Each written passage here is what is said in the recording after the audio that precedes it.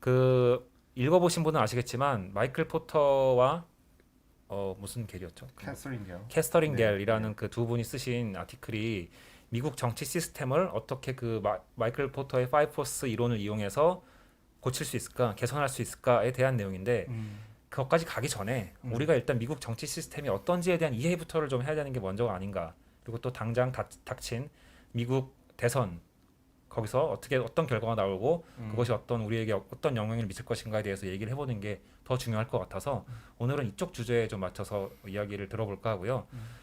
들으시면서도 또 질문 있으시면 언제든지 채팅창에 올려주시면 네, 이강원 변호사님께서 친절하게 답변을 드리겠습니다. 아는 범위 내에서. 아는 범위 네, 내에서. 네. 네. 맞습니다. 그러면 이제 한번, 제가 시작을 하면 되나요? 네. 네. 그러면 마이크 여기다 놓고. 네, 안녕하세요. 이강원이고요. 사실 이제 저는 사실은 미국 정치 어떤 선거 제도나 이런 거를 전공하는 사람은 아니에요. 제가 학부 때는 정치학을 전공을 했지만 그 이후에는 사실 이제 법을 전공을 했고 변호사로서 이제 일을 하는 과정에서 그러니까 이제 정치를 공부하고 법을 공부하다 보니까 결국은 권력이라는 주제가 제가 공부하고 일하는 것의 가장 좀 핵심적인 키워드가 됐고요. 그래서 조직의 권력 그리고 어떤 뭐 정당 간의 또는 이 국가 안의 시스템적인 이 권력 관계를 어떻게 이해를 해야 되는지 이제 그런 관점에서 이제 커리어들을 쌓아오다 보니까 되게 여러 분야에서 일을 한 것 같지만 제 나름에서는 되게 하나의 주제를 가지고 계속 일을 해왔다고 생각을 하거든요. 그래서 저한테는 권력이라는 키워드가 상당히 중요하고 이제 그런 관점에서 미국의 이 정치 시스템 그리고 이제 마이클 포터라고 하는 어떻게 보면 경쟁이라고 하는 현상을 연구하는 학자이자 이제 경영 전문가잖아요. 그래서 그런 부분에서 이제 정치를 바라봤다는 점이 굉장히 저한테는 좀 새로운 관점이었고 예, 그 부분에 대한 이야기 그리고 이제 가장 얘기 안 할 수 없겠죠. 2020년 도대체 트럼프와 바이든 중에 누가 이길 것인지 그리고 요즘에 이제 최근에 외국 주식 많이들 사시잖아요. 그러니 이제 이게 이 결과에 따라서 영향을 받으시는 분들이 상당히 많으실 상당히 거다. 예. 많으시겠네요. 예. 네. 그래서 우리나라의 주제가 됐다. 오늘 보니 요즘엔 진짜 예. 그 한국 주식보다 미국 주식을 더 많이 사시는 것 같아요. 오늘 뭐 테슬라의 10대 주주가 됐다고 우리나라가 그렇게 말씀을 하시더라고요. 네. 그래서 과연 트럼프가 되면 테슬라가 좋을까? 네, 하여튼 그런 것도 굉장히 관심이 많을 것 같아서 뭐 어쨌든 바이든 수혜주, 네. 트럼프 테마주 네, 이런 거에 관심이 많으실 것 같아서 예, 거기에 대한 이야기, 예측에 대한 이야기도 한번 예, 해보도록 하겠습니다. 그럼 일단 한번 시작을 해보도록 그런 하겠습니다. 고급 정보는 우리끼리만 좀 알아야 되는 거 네, 아닌가? 끝나고 더 종목으로 얘기하시죠. 정보로. 네. 끝나고는. 네, 오늘은 그냥 대체적인 얘기만 네, 하고, 네, 네, 뭐 질문 주시면 네. 네, 말씀드릴 수도 있을 것 같아요. 네, 그래서 오늘은 세 가지 큰 주제에 대해서 얘기를 할 것 같습니다. 이제 첫 번째는 도대체 미국 선거는 뭐가 다르지? 왜 미국 선거만 특별히 우리가 다뤄야 되지라고 하는 질문에서 과연 이제 미국 선거의 세 가지 특징이라고 한다면 연방제 국가라는 걸 우리가 꼭 기억을 해야 돼요. 그러니까 연방제에서 민주주의를 만들기 위해서 어떻게 선거제도가 만들어졌을까라는 관점에서 바라봐야 된다는 거 하나. 두 번째는 양당 중심으로 되어 있다는 점. 이게 왜 이렇게 만들어졌는지 사실은 그 마이클 포터와 캐서린 게는 거기에 집중하고 있거든요. 양당이라는 걸 시장에서의 두 개의 기업이 과점한 구조로 바라보고 이 양당이라는 구도를 어떻게 깰 수 있을까? 더 많은 정당들이 들어와서 경쟁할 수 있는 구도를 어떻게 하면 만들 수 있을까가 사실은 오늘 아티클 저자들의 핵심적인 주제이기도 해요. 세 번째는 많이 안 다루는 주제이긴 한데 결국 돈입니다. 그러니까 정치의 이런 선거라고 하는 정치 캠페인에서 돈이 어떤 역할을 어느 정도의 영향력과 역할을 할 수 있는지가 사실은 그 정치의 어떤 행태나 구조를 결정하는 굉장히 중요한 요소가 되거든요. 그래서 미국은 이 세 가지 점을 좀 기억을 해야 된다라는 걸 좀 말씀을 드리고 싶고 두 번째로는 그 2016년 대선 때는 트럼프의 승리가 어떻게 가능했는가? 저희가 2016년에 만나서 한번 얘기한 적이 그렇죠. 있었죠. 이 주제를 3년 가지고. 전에 한번 이 얘기를 네. 했었습니다. 저는 이제 힐러리가 잘못한 게 없다. 저는 트럼프가 잘했다. 약간 이제 이런 관점에서 서로 이야기를 한 적이 있었는데 2016년 대선에 이런 미국 선거가 가지고 있는 특징이 트럼프의 승리에 어떻게 기여했는지 그리고 그 외에도 트럼프가 승리한 원인 중에 좀 어떤 것들이 있는지 그리고 트럼프가 승리한 게 왜 그렇게 놀라웠는지 예, 저 같은 사람들한테 예, 그 얘기에 대해서 좀 얘기를 해보려고 하고 이제 그거와 이어서 그럼 2020년엔 누가 어떻게 이길까 라고 하는 이야기를 해보면 예, 재미있을 것 같아서 네. 네, 간단하게 아주 빠르게 이야기를 네. 좀 해보도록 하겠습니다. 참고로 이강원 변호사님은 지금 음. 국민대에서 또 협상으로 그 강의를 하고 계세요. 겸임 교수로 강의를 계속 하고 계셔서 그런 측면에서 들어보셔도 재밌을 것 같아요. 협상이라는 관점에서도 사실 할 말이 많죠. 이거에 네. 대해서도 한번 얘기하면서 네. 좀 연결해서 얘기를 해보도록 하겠습니다. 일단 첫 번째로 이제 미국 선거는 뭐가 다른가? 이 세 가지 특징이 있습니다. 미국 선거의 특징. 미국 선거를 얘기할 때 가장 먼저 얘기할 수밖에 없는 게 선거인단 제도예요. 일렉토럴 칼리지라고 부르는데 미국은 어떤 사람들은 미국이 간접 선거를 하는 나라다. 어떤 사람들은 직접 선거를 하는 나라다라고 얘기를 하시는데 둘 다 맞아요. 둘 다 틀리기도 하고. 그런 관점에서 이제 선거인단 제도라는 게 도대체 미국이 어떤 특성을 가지고 있는 어떻게 만들어졌는지 이 얘기를 좀 간단하게 해보면 좋겠고 기본적으로 연방이라고 하는 거는 여러 나라들이 유럽처럼 여러 나라들이 한 대륙 안에 모여 있는데 이 나라가 하나의 가버먼트, 하나의 중심적인 센트럴 가버먼트를 중심으로 하나의 연방체로서 존재해야 된다라고 하는 주장이 1787년에 재헌의회에서 처음에 이제 필라델피아에서 파운딩 파더들이 모였었죠. 그때 그 얘기가 나왔는데 대통령제를 채택을 하고 선거인단 제도를 채택하는 그 과정에 대한 이야기를 좀 해보고 싶고요. 두 번째는 소선거구제, 그다음에 단순 다수제라고 하는 선거의 제도, 투표의 제도, 그다음에 당내 경선이라고 하는 제도. 이 2번이 결국 오늘 저자들이 중심적으로 얘기하는 얘기고요. 세 번째는 이제 정치 자금, 돈이 과연 표현의 자유인가라고 하는 걸 중심으로, 그러니까 미국은 돈을 표현의 자유로 보고 있습니다. 그렇기 때문에 사실은 정치 자금을 쓰는 거에 대해서 상당히 열려 있고 굉장히 폭넓은 자유를 이제 인정을 하거든요. 그 부분에 대한 이야기 이렇게 세 가지 특징을 먼저 좀 말씀을 드려볼게요. 자, 이건 넘어가고요. 이건 미국의 대통령이 되려면 어떻게 될 수 있는가? 미국의 이제 정부의 공식 사이트에 나와 있는 가장 유명한 그림인데요. 어쨌든 미국에서 태어나야 되고, 그다음에 35살 이상이 돼야 되고, 그다음에 미국에서 14년 동안 이상 살아야 되는 사람만 대통령이 될 수 있습니다. 후보를 나갈 때. 후보를 나갈 때. 네. 그래서 오바마도 벌서라고 하는 이슈가 있었죠. 아. 하와이에서 태어났는데 거기가 아니라 뭐 다른 데서 태어났다, 인도에서 네. 태어났다 이런 얘기들을 하잖아요. 네네.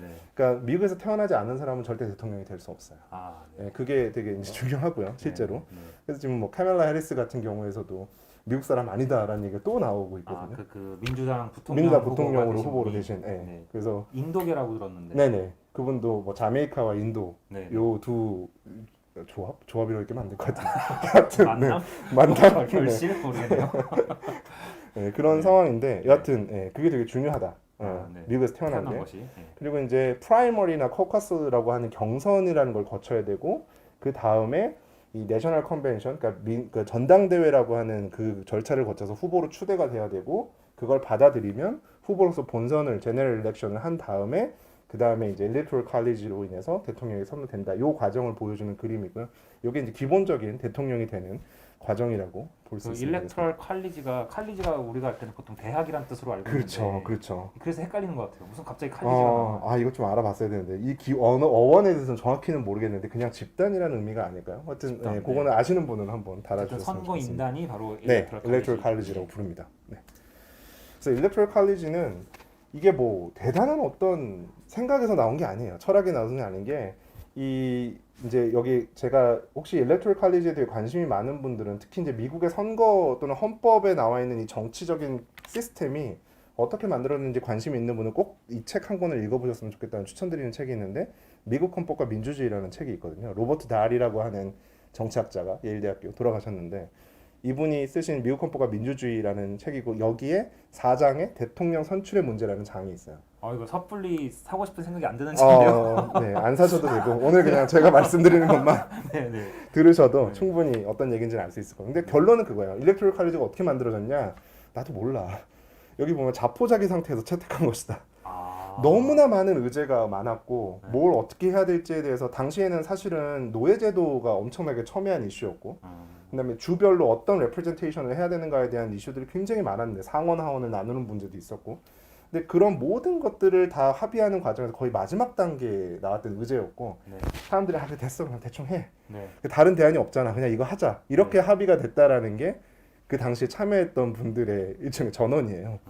네, 그래서 선거인단 제도의 채택의 이유는 결국 너무 지쳤었고 다른 대안이 없었기 때문에. 근데 여기 그러니까 그 독립 전쟁을 하고 나서 이제 협의를 한 건가 보죠?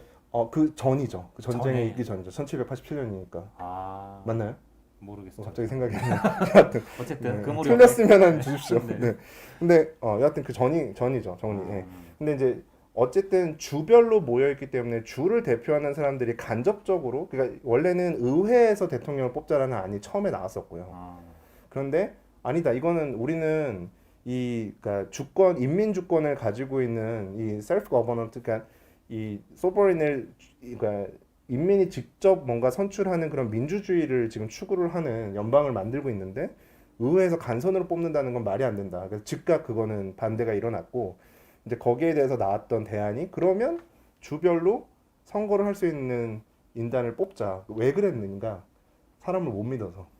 여기 이제 슬라이드에 나와 있는 것처럼 대통령을 뽑을 수 있는 사람들은 자질이 있는 사람들이어야 된다. 네네. 예, 기본적으로 생각도 할 줄 알고 뭐 굉장히 막 사람들이 열정적인 상황에서도 뭔가 이성적인 판단을 할 줄 알아야 되고 뭔가 판단할 수 있는 역량을 갖춘 사람들에 대해서 이루어져야 된다라는 게 당시 페더럴리스트도 굉장히 보수적인 생각을 가진 사람들인데 알렉산더 해밀턴을 포함해서 그러니까 그런 분들의 생각이었어요. 그러니까 그러다 보니까 인민이 직접 선출하는 건 파당을 낳거나 굉장한 갈등을 낳을 수 있기 때문에 그 부분은 안 된다. 거기서 이제 나왔던 대안이 결국은 주별로 이 정상적인 사람들을 선거인단으로 뽑아서 그렇게 선출을 하자라고 하는 결론이 났던 거죠. 그러니까 그게 이제 선거인단의 시작입니다. 네. 근데 그렇게 안 되죠. 예, 결국은 결론은 사람들 주에서 직접 선거를 해서 다수를 얻은 당이 뽑은 선거인단으로 뽑자라고 하는 걸로 결론이 나기는 했죠. 근데 그거는 사실은 이 선거인단 제도를 만든 사람들이 가장 피하고 싶었던 결과예요.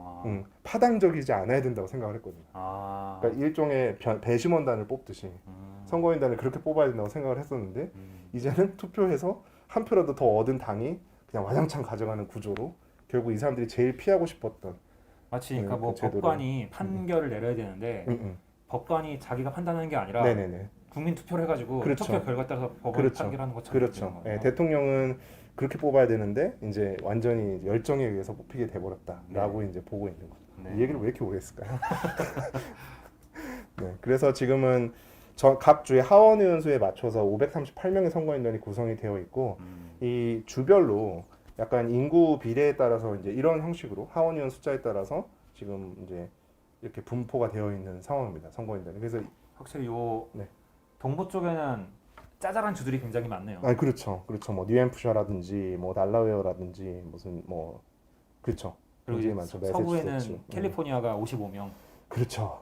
그래서 아마도 선거인단 제도에서 가장 불만이 많은 게 캘리포니아일 수밖에 없어요. 제가 그 얘기를 드리고 싶은데 이게 각 주별의 1인의 선거인단이 대표하는 주민수를 한 줄로 쭉 늘려서 넣은 겁니다. 그러니까 하원이 국민들의 숫자 비율을 뭐 그걸 대표해서 그 비례에 맞춰서 있다고 하지만 사실은 그 비례도 뭐 어쨌든 헌법은 이렇게 되어 있거든요. 그러니까 그 국회의원 한 명이 의회 그 하원의원 한 명이 몇 명의 주민들을 대표하는 그 상한선만을 만들어 놨거든요. 그러니까 그러다 보니까 약간 격차들이 있는 거예요. 어떤 주는 뭐 10만 명을 대표하기도 하고 어떤 주는 5만 명을 대표하기도 하고 그러다 보니까 캘리포니아가 맨 마지막에 있는 여기가 그러니까 와이오밍이라고 하는 50만밖에 안 되는 주죠. 그러니까 이렇게 되다 보니까 거의 3배, 4배 이상 차이가 나는 거예요. 선거인단 한 명이.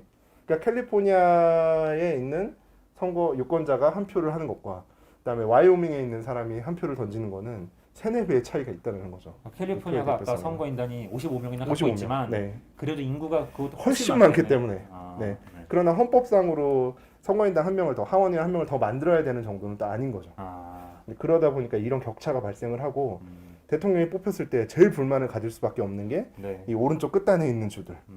왜 우리의 의견이 대표가 안 되고 왜 여기 와이오밍에 있는 사람들의 의견이 더 많이 뽑게 되는가. 그게 이제 선거인단 제도의 가장 큰 문제점이라고 얘기를 하고 있죠. 억울하면 뭐 와이오밍 이사 가야 되는 그렇죠. 상황이에요. 그렇죠. 와이오밍 같은 데로 이사 가시는 게 본인의 투표권을 강하게 행사할 수 있는. 그렇습니다. 그리고 이제 소선거구제라는 게 그 다음으로 이제 얘기하고 싶은 부분인데 소선구제라는 건 싱글 디스트릭트라고 얘기하는데 한 선거구에서 한 사람만 뽑는다는 거고 그다음에 단순 다수제라는 게 있는데 이거는 한 표라도 더 많은 상대적으로 가장 다수를 답변한 1등만 당선이 된다라는 제도입니다. 그래서 미국도 마찬가지고 우리나라도 대체로 많은 숫자가 소선거구제의 단순 다수제를 선택을 하고 있어요. 그냥 국회의원 선거 생각을 하시면 됩니다. 지역구에서 한 사람만 당선이 되죠. 1등만 그렇죠. 당선되는. 그러니까 미국이 이제 그런 방식으로 되어 있고, 네. 그다음에 절대다수제라는 게 있습니다. 이거는 과반수를 획득해야만 네.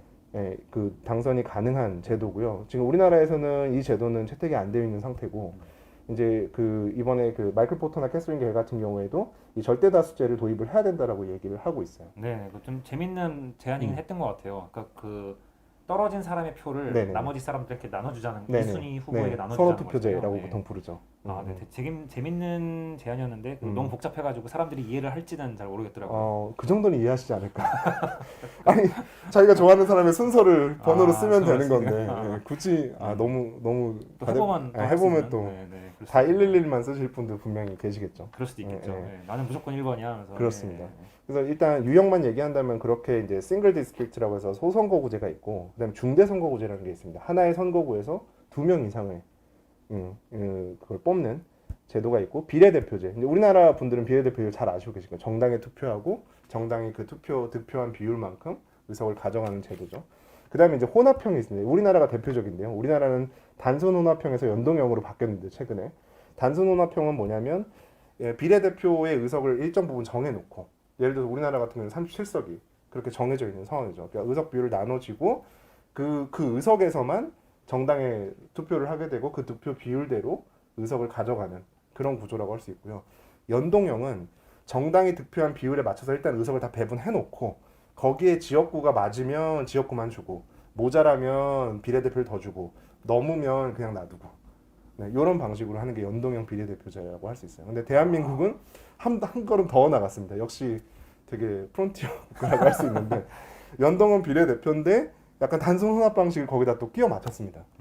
그래서 연동형 비례표를 채택을 하고 의석 전체가 아닌 일부의 37석 중에 20석에만 그 연동형 비례대표를 적용을 하는 준연동형 비례대표제라는 걸 만들었고 망했죠.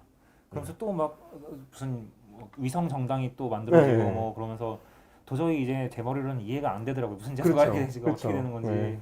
그러니까 당에 계신 분들보다 전략을 그러니까 그분들의 생각은 어쨌든 비례대표라는 건 다수당을 만들어 나가는 제도였고, 네. 어쨌든 당이 많으면 많을수록 그 당하고 합치면 훨씬 더 좋은 그러니까 그 결과를 내는 거잖아요.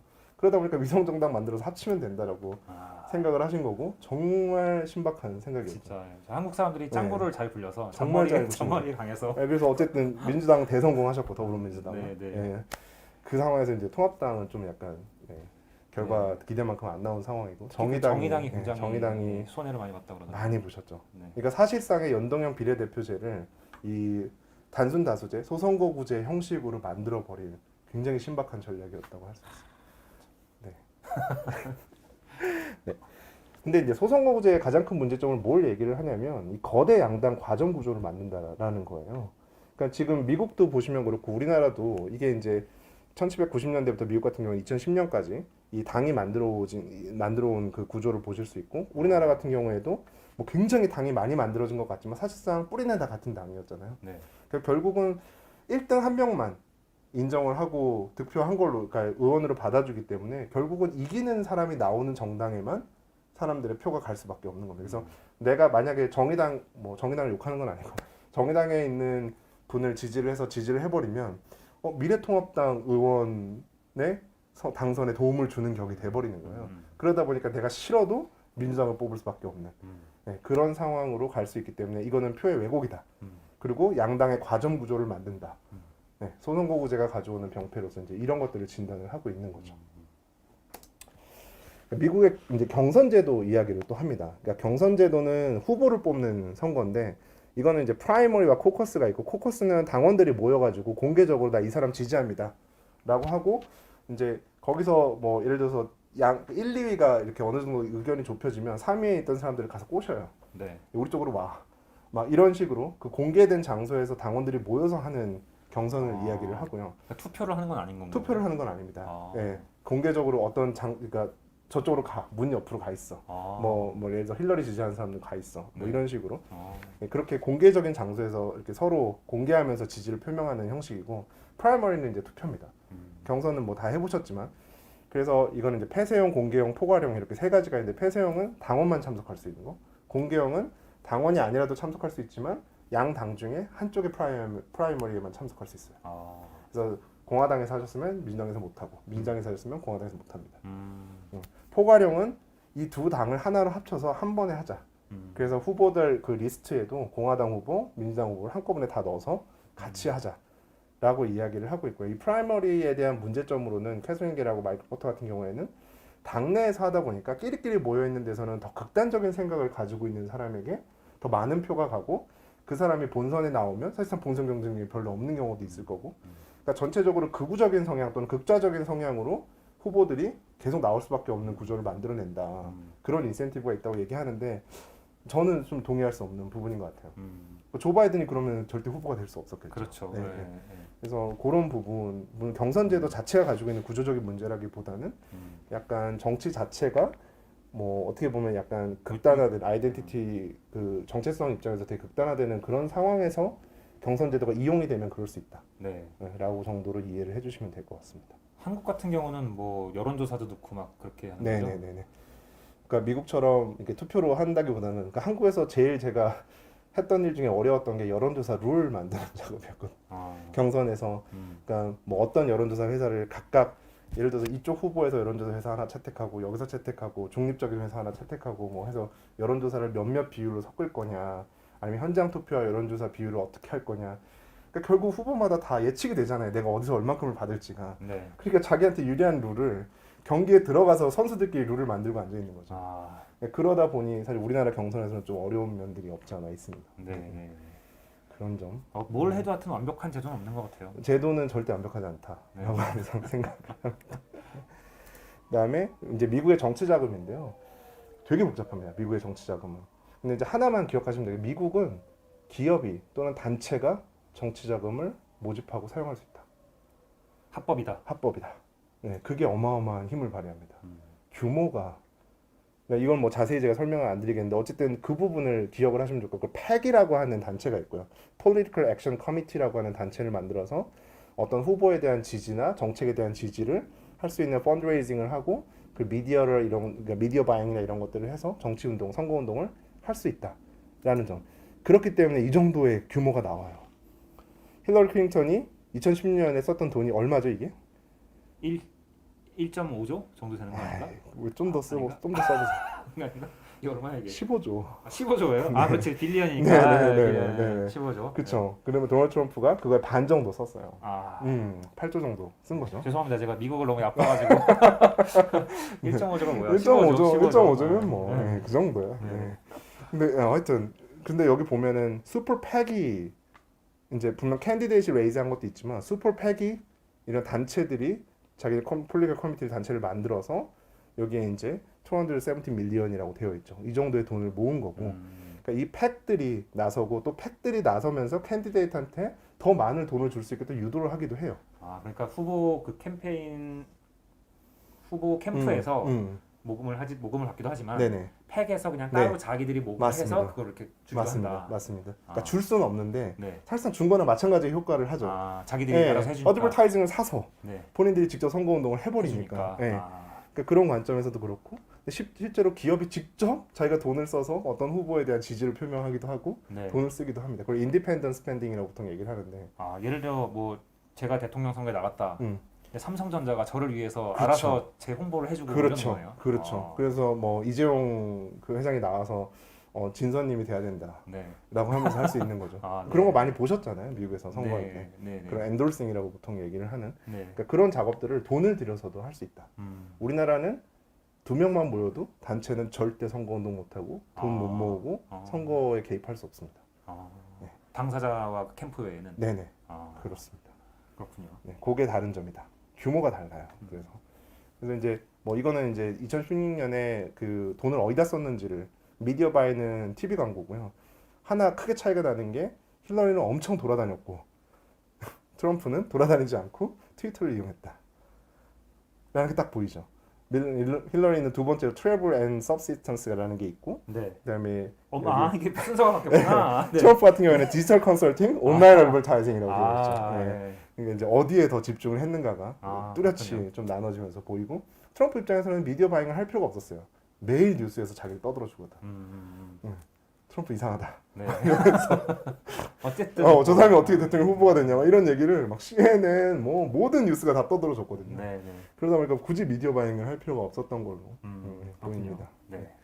그렇습니다. 그래서 정치 자금까지. 그래서 세 가지 선거인단 제도, 그다음에 소선거구 단순다수제, 경선제도, 그다음에 정치 자금. 그런까지. 이렇게 네 가지가 미국 선거의 가장 큰 특징이고 우리나라와 다른 점이다.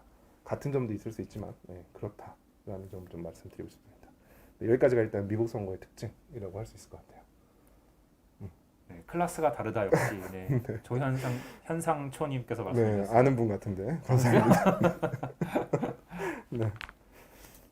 자, 그러면 2016년 선거에 대한 이야기를 좀 해봤으면 좋겠는데요. 네. 2016년은 놀라웠죠, 선거 자체가. 그렇죠. 네. 네. 아직까지도 사람들이 놀라 있는 것 같아요. 이게 아, 지금 네. 현실이냐 꿈이냐 이게 지금. 뭐 조준선님은 네. 예상하셨다고 하시지만 저는 네. 전혀 예상할 수 없었고 일단 이 2016년 선거 결과에 대해서는 두 가지 얘기를 저는 할 수 있을 것 같아요. 첫 번째는 왜 그렇게 놀라웠는가라는 이야기 하나를 할 수 있을 것 같고 그럼 도대체 어떻게 이겼지? 그리고 가장 이상한 건 실제로 미국의 시민들은 다수가 거의 2% 가까이 되는 미국 유권자가 트럼프보다 힐러리에게 투표를 했다는 거죠. 요 얘기부터 해볼게요. 차이가 2%였죠. 네, 득표수를 보면 네. 자, 투표율은 55.7%, 음. 2012년에 비해서 거의 한 3% 정도가 올라왔어요. 아. 2.8% 정도가 더 많았습니다. 미국이 그렇게 대통령 선거 투표율이 높은 나라는 아니네요. 모든 나라가 그렇습니다. 모든 네, 나라. 북유럽 이런 데 빼고 아. 우리나라가 되게 높은 거죠. 아. 우리나라 최근에 막 69%, 막 70% 이렇게 올라가는 네. 되게 선진 민주주의 나라고 사람들이 이제 정치에 네. 관심이 많아 뭔가. 엄청 네. 많죠. 네. 네, 올해 미드나 뭐 넷플릭스보다 정치가 더 재밌는. 그렇죠. 네. 네. 어떻게 될지 앞으로 모르겠는데 또 하여튼 재밌죠. 네. 근데 득표수를 봐도 그 트럼프가 지금 6,298만 4천 표 정도를 얻었고 힐러리가 6,585만 3천 정도를 얻었죠. 그러니까 200만 표 정도를 힐러리가 더 얻은 거예요. 오바마하고 비교해봐도 오바마하고 힐러리가 차이가 별로 안 나요. 그러네요. 그러니까 힐러리가 내가 그때도 지난번에도 4년 전에 저희가 얘기할 때도 힐러리가 못한 게 아니다. 그러네요. 라는 얘기를 했던 이유가 오바마만큼 받았어. 네. 이분도 오바마만큼 받았고 근데 이제 롬니보다는 200만 표 정도를 더 받은 거죠. 네, 트럼프가. 네. 근데 하여튼 재밌는 건 득표수가 힐러리가 200만 표나 더 많았는데 우리나라에서 200만 표 더 받았으면 그냥 당선이죠. 네. 근데 선거인단에서 보면 트럼프가 304개의 선거인단을 그러니까 538 중에 270을 먼저 달성하는 사람이 이기는 게임인 거죠. 네. 그래서 선거인단은 힐러리는 227. 아, 오바마하고 비교하면 많이 떨어졌네요. 네, 거의 많이 100이 떨어졌네. 네네. 와. 근데 주의 수를 비교를 해보면 오바마 같은 경우에는 26개 주, 힐러리는 20개 주에서 승리를 한 거예요. 네. 거의 이제 DC는 DC를 플러스하고. 워싱턴 DC 네. 말씀하신 거죠? DC는 주가 아니기 때문에 근데 이제 워낙 60만 가까이 살고 있기 때문에 거의 아. 와이오밍보다 더 큰 주죠. 아. 그러다 보니까 3명을 배정해 놨어요. 그냥 그 특별시지만. 특별시에. 네, 그렇죠. 네. 그런 구조라고 보면 되시고 이제 트럼프는 30개의 주에서 승리를 했고 롬니는 24개 주. 그러니까 6개가 딱 차이가 서로 난 거고 M2는 메인주입니다. 메인주는 특이하게 약간 주를 나눠서 선거인단을 그냥 선거인단을 이긴 당이 다 가져가는 구조가 아니라 네. 약간 비율대로 나누는 그러니까 어. 주마다 약간 그게 달라요. 그러니까 아. 메인하고 네브라스카만 그런 형식으로 하고 있는데 더 복잡해지네요. 하여튼 그거는 일단 넘어가고 네. 어쨌든 그렇게 됐다는 겁니다. 그래서 이제 어느 주를 이겼냐? 트럼프가 직접 투표에서는 더 200만 표를 더 졌음에도 불구하고 주에서는 일단 여기 나와 있는 것처럼 기본적으로 빨간 주들 여기 지금 그러니까 플로리다, 아이오와, 오하이오, 펜실베니아, 위스콘신, 미시간. 미시간이거든요. 안 보이네요. 네. 여기 지금 빗금 처리. 네네네네네. 이 6개의 주가 스윙 스테이트가 됐고요. 사실 여기서 뭐 위스콘신이나 미시건이나 펜실베니아 같은 경우에는 2004년, 8년, 12년 셋 다 민주당이 이긴 주예요.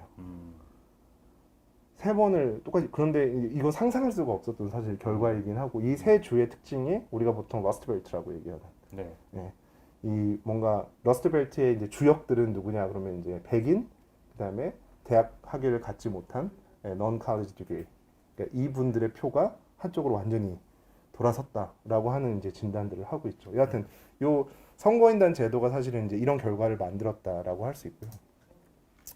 아까 제가 말씀드렸지만 이 non college 디그리를 가진 분들이 이 각각의 중요한 스윙 스테이트에서 어떤 역할을 했는가라고 봤을 때 힐러리보다 상대적으로 훨씬 많은 표를 받았다라는 것들이 지금 눈에 보이고 있고 실제로 이 백인들의 투표율이 여기 지금 그래프에 보시는 것처럼 2012년과 16년을 비교해 봤을 때 초록색이 흑인이고 주황색이 백인이거든요. 네. 백인들의 투표율이 월등히 올라갔다는 걸 볼 수가 있죠. 그러니까 결국은 트럼프가 백인들을 불러낸 겁니다. 아까 2% 정도가 더 투표율이 올라갔다고 얘기했고 그 전에는 오히려 흑인이 투표율이 높았네요. 더 높았죠. 2008년, 2012년 당연히 오바마가 오바마니까. 나왔는데 아, 흑인들이 안 나올 수 없었죠. 아, 근데 흑인들이 그때 이제 그러니까 그러니까 투표율이 엄청 낮아졌고 그다음에 백인들 특히 이제 non college degree라고 하는 그 어쨌든 대학 학위를 못 가진 네. 분들이 훨씬 더 투표장으로 많이 나왔다라고 할 수 있고 그분들이 힐러리를 집중적으로 디스했다라는 부분이 네. 핵심인 것 같습니다. 네, 네. 자 그리고 뭐 어쨌든 데모그래픽적으로 기저적으로도 펀더멘탈적으로도 힐러리한테 불리한 선거였던 건 맞는 것 같아요. 그러니까 힐러리한테 집중적으로 표를 줄 수 있는 이 고학력층, 엘리트층, 특히 백인들은 대부분 다 힐러리가 이기는 주에 있습니다. 여기서 이제 짙은색 보라색이 이제 well educated 된 대학 디그리를 가지고 있는 화이트들이 밀집해 있는 지역이라고 할 수 있는데 보시면 뭐 캘리포니아. 가운데는 뭔가요? 가운데 굉장히 짙은데. 가운데 여기 어디 텍사스? 네바다인가? 어디죠? 제가 지리에 약해서 여하튼 네, 그렇습니다. 신기하네요. 네, 한번 찾아보시고요.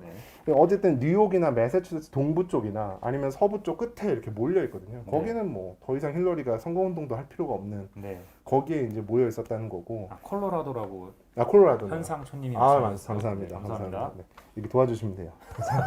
그래서 또 맞추 네네. 잘하시는군요. 네네네. 네, 감사합니다. 그래서 요 스윙 스테이트의 화이트 non college 대학 디그리를 갖지 못한 백인들의 비율이 펜실베니아만 해도 이게 전체 미국 평균의 41% 정도가 되는데 펜실베니아 49%죠.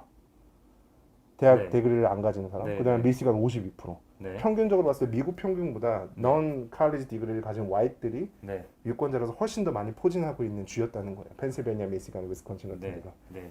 그래서 그분들이 투표장으로 뛰쳐나와서 네. 힐러리를 디스하는 순간 네. 이게 투표 결과가 바뀌었다. 네. 그리고 그분들이 샤이 트럼프의 주역이다. 네. 라고 진단을 좀 해볼 수 있을 것 같아요. 네. 그 전까지는 투표를 안 하거나 뭐 이렇게 목소리를 잘 내지 않던 그렇죠. 조용히 사시던 분이 그렇죠. 저번 2016년 선거에는 다 우르르 나와서 네. 투표를 했다. 했다. 네. 네. 이번에도 그렇게 하길 바라고 있다. 트럼프는 네. 네. 뒤에 가서 말씀드리겠습니다. 네. 그리고 두 번째 이유는 이슈 레이징에서도 힐러리가 졌어요. 그러니까 힐러리와 트럼프는 이 비호감도에서 압도적인 후보들이었어요. 둘 다. 정말 누가 더 싫으냐가 이 네. 선택의 기준이었거든요. 네. 힐러리가 더 싫으냐, 트럼프가 더 싫으냐 이게 선택의 기준이었는데 그러다 보면 당연히 undecided voter라고 하는 이 부동층의 숫자가 늘어날 수밖에 없죠. 네. 끝까지 고민하고 선거하러 갈지 말지 힐러리가 더 싫은지. 근데 이제 그 한국 사람들은 네네. 트럼프가 싫은 건 이해가 가는데 네네. 힐러리 클린턴이 싫은 거는 이해를 아직 못 하시는 분들도 네. 계실 것 같아요. 네. 어떤 면이 사람들이 싫어하는 거죠? 그분은? 가장 핵심은 믿을 수 없다. 믿을 수 없다. 근데 이거는 제가 좀 politically correct하지 않은 것 같은데 그냥 해볼게요. 네네. 일단 여자라서. 여자라서. 네. 그게 제일 큰 이유였다고 합니다. 사실은. 음. 네, 특히 백인 남성들 음. 관점에서는 여자에게 대통령 권한을 준다는 건 사실 좀 힘든 선택이었다고 얘기들을 하고 그래서 선거를 하지 않은 사람들이 되게 많았다라는 게 이제 분석을 하는 분들의 이야기고 이제 그 외에도 이제 제임스 커미 그 FBI 국장 이슈도 되게 큰 역할을 한 것 같아요. 네. 이게 선거 일주일 전에 터졌거든요. 네. 근데 사실 별거 아니에요. 국무장관 시절 별거 아닌 건 아니겠다. 국무장관 시절에 이 국가 기밀을 개인일 뭐 지메일 같은 거죠. 그러니까 그걸 통해서 주고받은 게 있다는 거예요. 네. 사실은 국가기밀법 위반이기 때문에 되게 큰 죄긴 하죠. 네. 근데 뭐 도덕적으로 비난받을 죄인가? 그걸 어디다 썼을까? 뭐 그건 잘 모르겠거든요. 악의가 있었던 건 아니고. 그건 모르죠. 모르지만. 그건 모르죠. 그건 모르죠. 근데 뭐 모르지만, 약간 네. 기술적인 범죄 같잖아요. 네. 보면은. 근데 이제 FBI 원래 이거는 이제 그러니까 수사를 접겠다고 했다가 갑자기 제임스 컴이라는 분이 재수사를 선거 일주일 전에 발표합니다. 이거 다시 재수사하겠다. 네. 그러니까 이제 다들 힐러리는 뭐 그거에 대한 미디어 커버리지가 어마어마하게 올라가거든요. 그러니까 그러면서 마지막에 의사결정을 해야 되는 undecided voter들이 그 이슈에 굉장히 많이 영향을 받았고, 그러니까 지금 밑에 나와 있는 표는 10월달에 클린턴을 지지하겠다던 사람이 그 선거가 끝나고 나서 힐러리를 지지하고 있다. 라고 한 그 비율을 나타내는데 38%는 되게 작아요. 음. 오바마가 45%가 넘었거든요. 네. 그리고 아무도 지지하지 않는다를 10월 달에 얘기했던 사람이 그 이후에 그러니까 클린턴보다 트럼프를 지지하겠다고 하는데 1% 정도가 더 높죠. 그러니까 이거는 거의 비슷하게 나와야 되는 건데 이 정도 차이가 났다는 건 상당한 차이다라고 음. 할 수 있을 것 같습니다. 네. 그래서 이런 이슈도 그다음에 이제 되게 놀란 이유 사람들이 왜 이렇게 놀랐을까라고 했을 때 일단 민주당 편향이 되게 심해요 미디어들이. 음. 그러다 보니까 똑같은 현상이나 객관적인 사실을 놓고도 이거는 힐러리가 이기는 정보야. 이건 힐러리가 이길 수 있다라고 하는 어떤 근거야라고 사람들이 얘기를 하기 시작했던 거죠. 요거는 이제 그러니까 미디어가 어떤 정당에 대한 지지나 연결 관련도를 가지고 있다라는 걸 이제 1,000명의 저널리스트들한테 설문을 통해서 조사한 결과인데 70년대에 비해서 2013년으로 갈수록 인디펜던트라고 이제 이거는 뭐 방송 윤리의 문제인 것 같긴 하지만 네. 독립적이라고 하는 저널리스트가 늘어나는 반면 그러니까 공화당이라고 주장하는 저널리스트는 상대적으로 어마어마하게 줄어들기 시작했거든요. 여기서 지금 빨간색으로 표시된 게 공화당입니다. 공화당 네네. 지지하는 저널리스트들인데 네네네네. 거의 숫자가 3분의 1 이상으로 줄었네요. 그러니까. 그냥 민주당 같은 경우에는 35% 28% 정도 거의 유지가 됐다고 볼 수 있는데 공화당은 뭐 거의 씨가 많았다라고 네. 볼 수가 있겠죠. 그것도 신기한 현상이네요. 그것도. 그렇죠. 그러니까 저널리스트들의 성향이 약간 공화당의 성향과는 점점 멀어졌던 것 멀어지는? 같아요. 그러니까 네. 공화당 성향 자체도 약간 엘리트의 이미지에서 조금 어떤 방식으로 바뀌었던 네. 그런 이미지들이 있었던 것 같고 여하튼 뭐 이유야 여러 가지겠죠. 근데 이제 이런 편향들이 계속 생기기 시작했다라는 거고 실제로 2016년에 트럼프가 당선되고 나서 또는 그 선거 기간 내에 트럼프를 지지한다라고 보통 미국은 뭐 뉴욕타임스도 그렇고 엔돌싱을 합니다. 네. 나 이 후보를 지지한다라고 하는 네. 그런 것들을 공개적으로 지지를 하는데 그 숫자도 힐러리 클린턴은 57개의 그 미디어가 지지를 표명했는데 도널드 트럼프는 2개. 아, 이 숫자가 굉장히 작은 숫자입니다, 사실상. 그 거의 두 개도 근데 상당한 용기를 내고 했을 것 같아요. 뭐 폭스하고 뭐 어디지 않겠어요? 네. 그뭐 스티브 배넌이 하시는 그런데 네. 일 수도 있을 것 같은데. 하여튼 그렇습니다. 그리고 게리 존슨보다 리버테리언보다 더 작아요. 게리 존슨은 뭐 아시는 분도 거의 없을 텐데 한국에서는 뭐 이름도 알려졌지 않은 네네. 후보인데. 저 잘 몰라요. 네. 모르는데 여하튼 리버테리언이니까 어쨌든 뭐 세금에 관련된 뭐 네. 그런 네. 뭐 세금 내기도 싫고 뭐 나를 내버려둬라 맞습니다. 약간 자유주의자 이런 맞습니다. 거죠. 그러니까 네. 예. 항상 3에서 5% 정도의 투표는 가져가는 걸로 알고 있습니다. 네, 굉장히 네. 인디펜던트 중에 영향력이 있는 분으로 알고 트럼프는 있고. 그 사람한테도 졌어. 이 미디어에서는. 그렇죠, 네. 그렇죠. 네. 되게 일단 미디어가 정말로 싫어하고 트럼프도 미디어를 싫어하고 네. 서로 별로 안 좋아하는 사이인 것 같아요. 그러니까 이런 편향들이 존재를 하기 때문에 미디어들이 트럼프의 우호적인 어떤 기사나 그 전망들을 절대 내놓지는 않았었어요. 그러니까 그러다 보니까 그 안에서 있는 사람들 또 그 미디어를 접하는 주류들 눈에는 안 보이는 거죠. 트럼프가 강할 수 있다라는 그 관점들이. 그리고 이제 되게 재밌는 게 요거는 이제 요게 그 538이라고 하는 네이트 실버가 만든 네. 이 네이트 실버는 어쨌든 여론조사로 굉장히 유명하신 유명한 사람. 분이죠. 베스트셀러 신호와 소음 그렇죠. 저자. 네. 신호와 소음을 얘기하셨고, 근데 이제 네이트 실버부터 어떤 짓을 했냐면 예전에는 여론조사로 트럼프가 지지율이 얼마고 힐러리가 지지율이 얼마고 이런 식으로 발표를 하다가 chance of winning이라는 걸 만들었어요. 이길 가능성이 얼마냐. 이건 뭐 그거 점장이도 아니고 대단하네. 그러니까 물론 네이트 실버가 가지고 있는 모델이 있죠. 네. 되게 정교한 모델이기도 하고 이번에도 이제 똑같은 뭐 chance of winning이라고 했는데 이걸 다 따라하기 시작했어요. 언론들이. 네. 그러다 보니까 어떤 하나의 변수에만 예를 들어서 미시건이 이긴다 또는 플로리다가 이긴다라고 하는 어떤 하나의 변수에만 오차가 나도 chance of winning은 완전히 뒤바뀝니다. 네. 예. 그러니까 그런 방식으로 보다 보니까 사실상 여론조사 결과로는 오차 범위 내에서 접전을 이루고 있는 게 보이는데도 이 이길 가망성에서는 너무나 큰 차이가 나게끔 보이는 이런 착시 효과가 일어난 겁니다. 그러니까 이걸 보고 저널리스트들이 들떠서 더 이걸 확산을 시키는 그러다 보니까 이제 이거 믿고 야, 힐러리가 70% 이긴대 라고 이제 얘기를 하게 됐던 거죠. 그러니까 네. 이런 부분 이거 네이터 실버가 직접 자기 반성을 하면서 이 얘기를 했습니다. 하지만 이번에도 똑같은 모델을 하고 있습니다. 네, 이번에는 저희가 더 정교하게 만들었다. 더 정교하게. 네, 네. 한번 믿어봐야 되나 모르겠 네, 믿지 마십시오. 자, 그러면 이제 드디어 네, 오늘의 걸로. 2020년 네. 일렉션 이야기를 좀 해보도록 하겠습니다. 네, 여러분 또 그 보시면서 궁금한 거 있으시면 올려주시고요. 또 의견도 주셔도 괜찮습니다. 나는 정말 트럼프가 좋아. 네, 괜찮습니다. 자유롭게 올려주시면 되겠습니다. 네. 뭐 저는 그 어떤 누구도 지지하지 않고요. 네, 저도 마찬가지입니다. 네, 네. 뭐 그렇습니다. 사견이 전혀 없으니까. 네. 네, 말씀. 물론 저는 민주당을 지지해 오긴 했습니다. 그동안. 그동안 네, 네. 미국 뭐, 미국 민주당. 미국의 민주당. 네, 네. 네. 근데 뭐 시민도 아니고 네. 뭘 의미가 네, 있겠습니까? 그냥 뭐 이렇게 야구팀 응원하는 네. 난 LA 다저스 그렇죠. 응원해 뭐 이 정도. 그렇죠. 네. 그렇죠. 뭐 테마주 정도 산다. 뭐 이런 거겠죠. 네, 네. 그래서 그런 관점에서 생각해 주시면 될 것 같고. 자, 2020년 선거에 대한 이야기를 좀 해볼게요. 네. 또 이래요. 네. 또 네이트 실버가 이 짓을 하고 있어요. 아, 네. 찬스 오브 위닝. 이게 네이트 실버 홈페이지. 네, 거기에 나와 거죠? 있는 예. 네, 표입니다. 2016년은 찬스 오브 위닝을 이 1월달, 그러니까 6월달부터 노벰버까지 그 네. 선거가 있는 데까지 이런 방식의 추세가 있었어요. 그러니까 음. 서로 붙기도 했고 다시 벌어지기도 했고 다시 붙기도 하고. 근데 이번 2020년 찬스 오브 위닝은 꾸준합니다. 그러니까 4년 전에는 네네. 클린턴과 트럼프가 클린턴이 계속 우위에 있었지만 네네. 어쨌든 이렇게 붙었다 떨어졌다 좁아지는 붙었다 거가 떨어졌다. 있었는데 네네. 지금 그냥 꾸준히 바이든이 꾸준히 바이든이 이기는. 위에 가고 네, 있는 네. 민주당 물론 바이든이. 그 격차는 조금씩 줄어들고 있기는 한데 뭐 그것도 역시. 예. 근데 본인은 이제 모델도 수정했고 예전에 이제 자기가 오류를 범했던 부분들을 충분히 반영을 해서 지금 하고 있다고 얘기를 하고 있어. 그럼에도 불구하고 바이든의 찬스가 훨씬 더 높고 컨티뉴 그러니까 계속 지속적으로 가고 네. 있다라고 지금 얘기를 하고 있는 상황입니다. 근데 또 잘 보니까 음. 클린턴 때는 클린턴이 이길 확률이 80% 이상까지 갔던 게 있는 것 그렇죠. 같은데 네. 바이든은 80%까지는 못 가네요. 네. 그래서 그게 이제 본인이 뭔가 모델을 수정했다. 뭐. 그게 무슨 네. 무슨 소용이 있냐는 거예요. 네, 네. 이렇게 격차를 많이 벌려놓은 상태에서는. 네. 그러니까 네. 그래서 이거 보시지 마시고 네, 요것도 이제 2016년에 요 각각의 일렉토럴 칼리지들이 민주당으로 넘어온 주, 그다음에 그 공화당으로 넘어간 주 이걸 포캐스팅 한 건데요. 일단 여기 지금 빨간 동그라미 위스콘신, 미시간, 펜실베니아, 플로리다 다 졌죠, 사실은.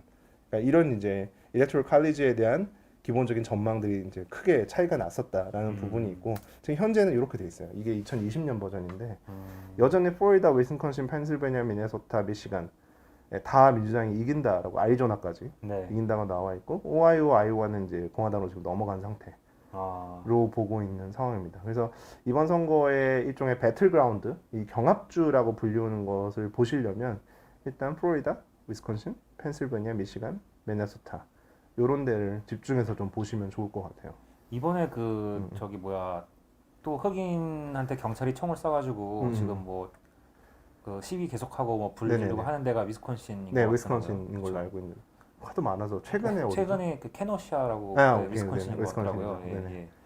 그런 일이 일어나면 근데 그게 뭐 이게 무슨 누가 사람이 죽진 않았지만 어쨌든 이제 그 불행한 일이니까 뭐 이걸 가지고 정치적으로 유불리를 얘기하는 건 좀 그렇긴 하지만 어쨌든 얘기를 하자면 이런 일이 일어나면 트럼프한테 유리할까요? 아니면 반대편에 그러니까 민주당한테 유리할까요? 뭐 이따가도 그 얘기를 하겠지만 그 현상 자체가 중요한 게 아니라 거기에 어떻게 대응하느냐가 핵심인 것 같아요. 그러니까 코로나도 마찬가지고 그 다음에 그렇게 흑인이 총격을 받는 어떤 그런 문제도 마찬가지고 그런 문제에 있어서 유권자들이 반응하는 거의 핵심은 거기에 어떻게 대처하느냐, 어떻게 정부가 반응하느냐가 핵심인 것 같고 거기에다 최루탄을 쏴버리면 당연히 흑인 유권자들이 진짜 쌍심지 들고 유권자가 다 튀어나오는 거고 네. 그걸 이제 최대한 무마시키는 방향으로 나아가면 이제 그런 효과들을 감소시킬 수 있는 거고 네. 결국 어떻게 반응하느냐가 가장 핵심인 것 같아요. 네. 거기에 대해서는 여하튼 네, 그렇습니다. 물론 유리한 이슈는 절대 아니죠. 네. 방어해야 되는 이슈인 거죠. 트럼프 입장에서는. 네.